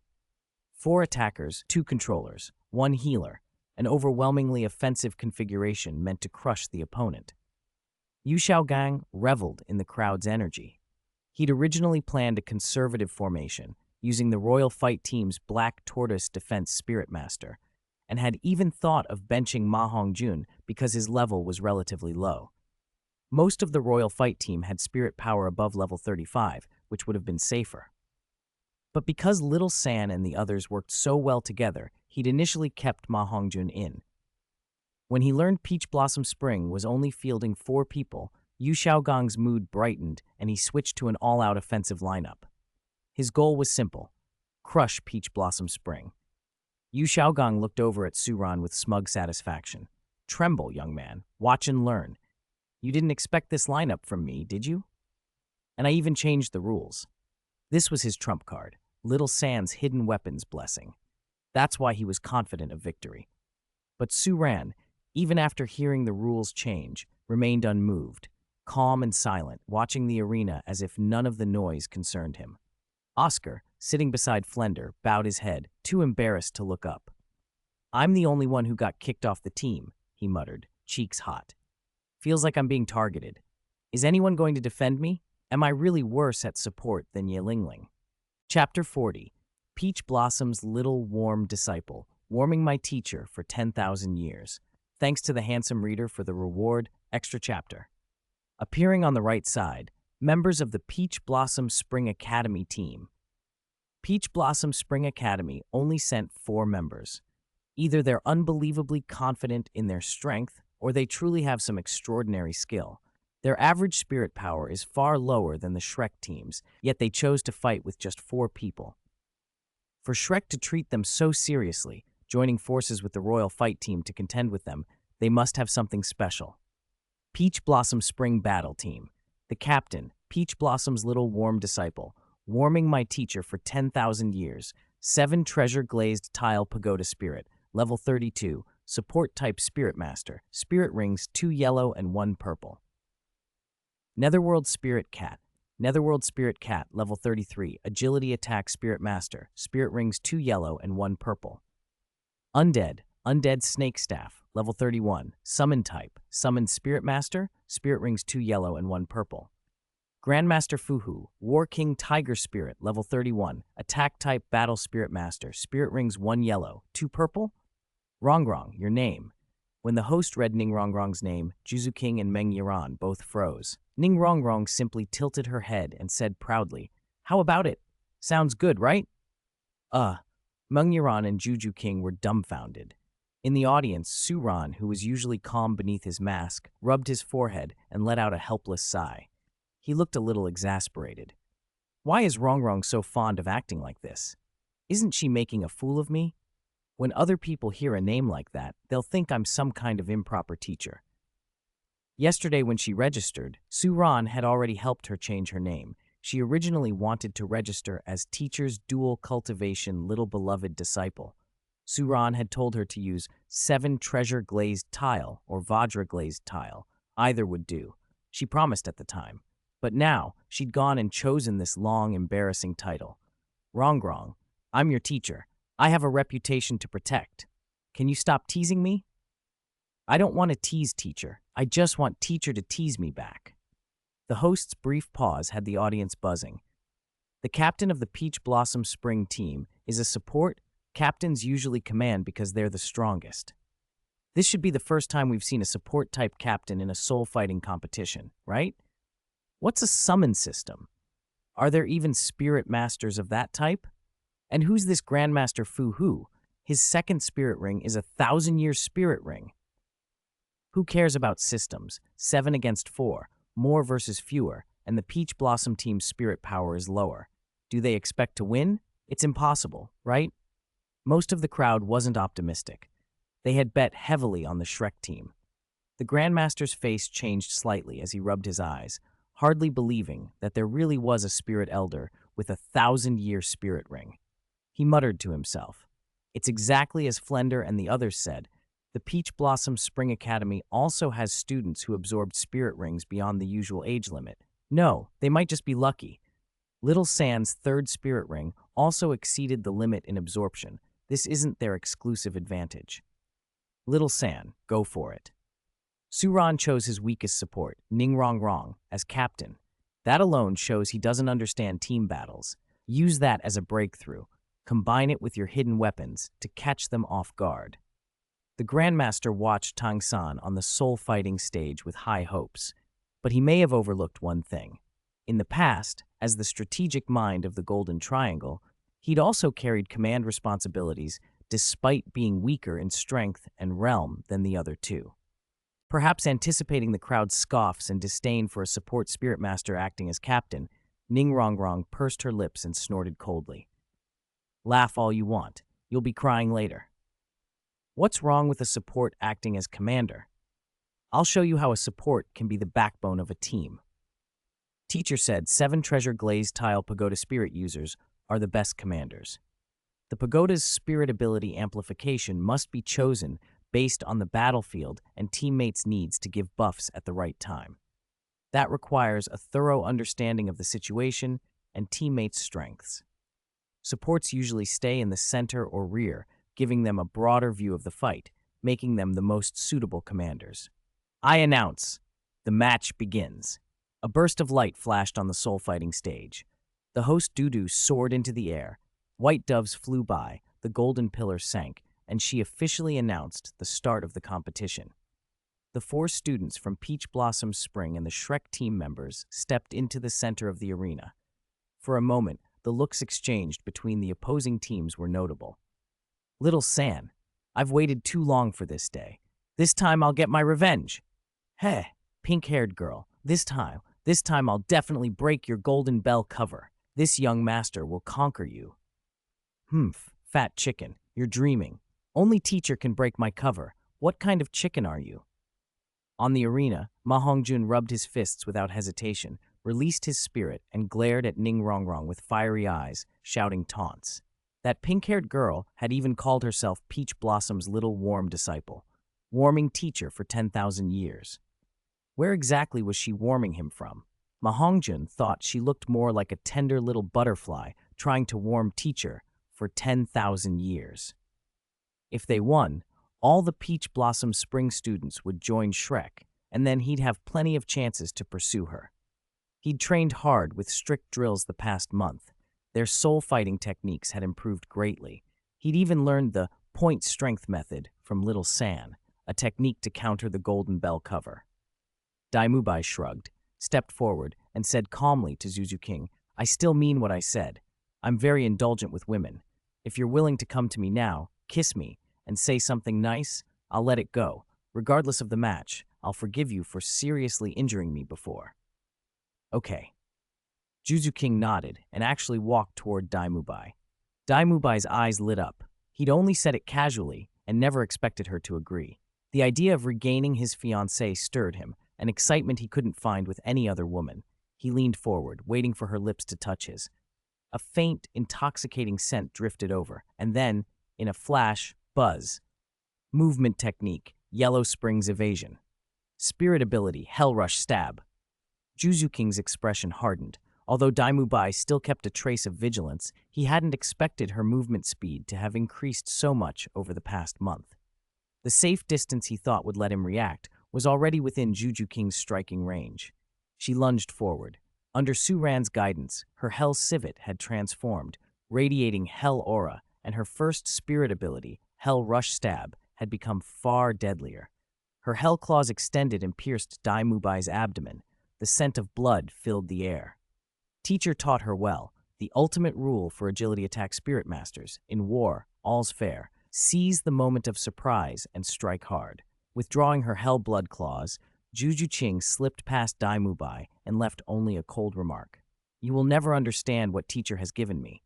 Between us, it ended long ago in the Stardew Great Forest. You are no longer my opponent.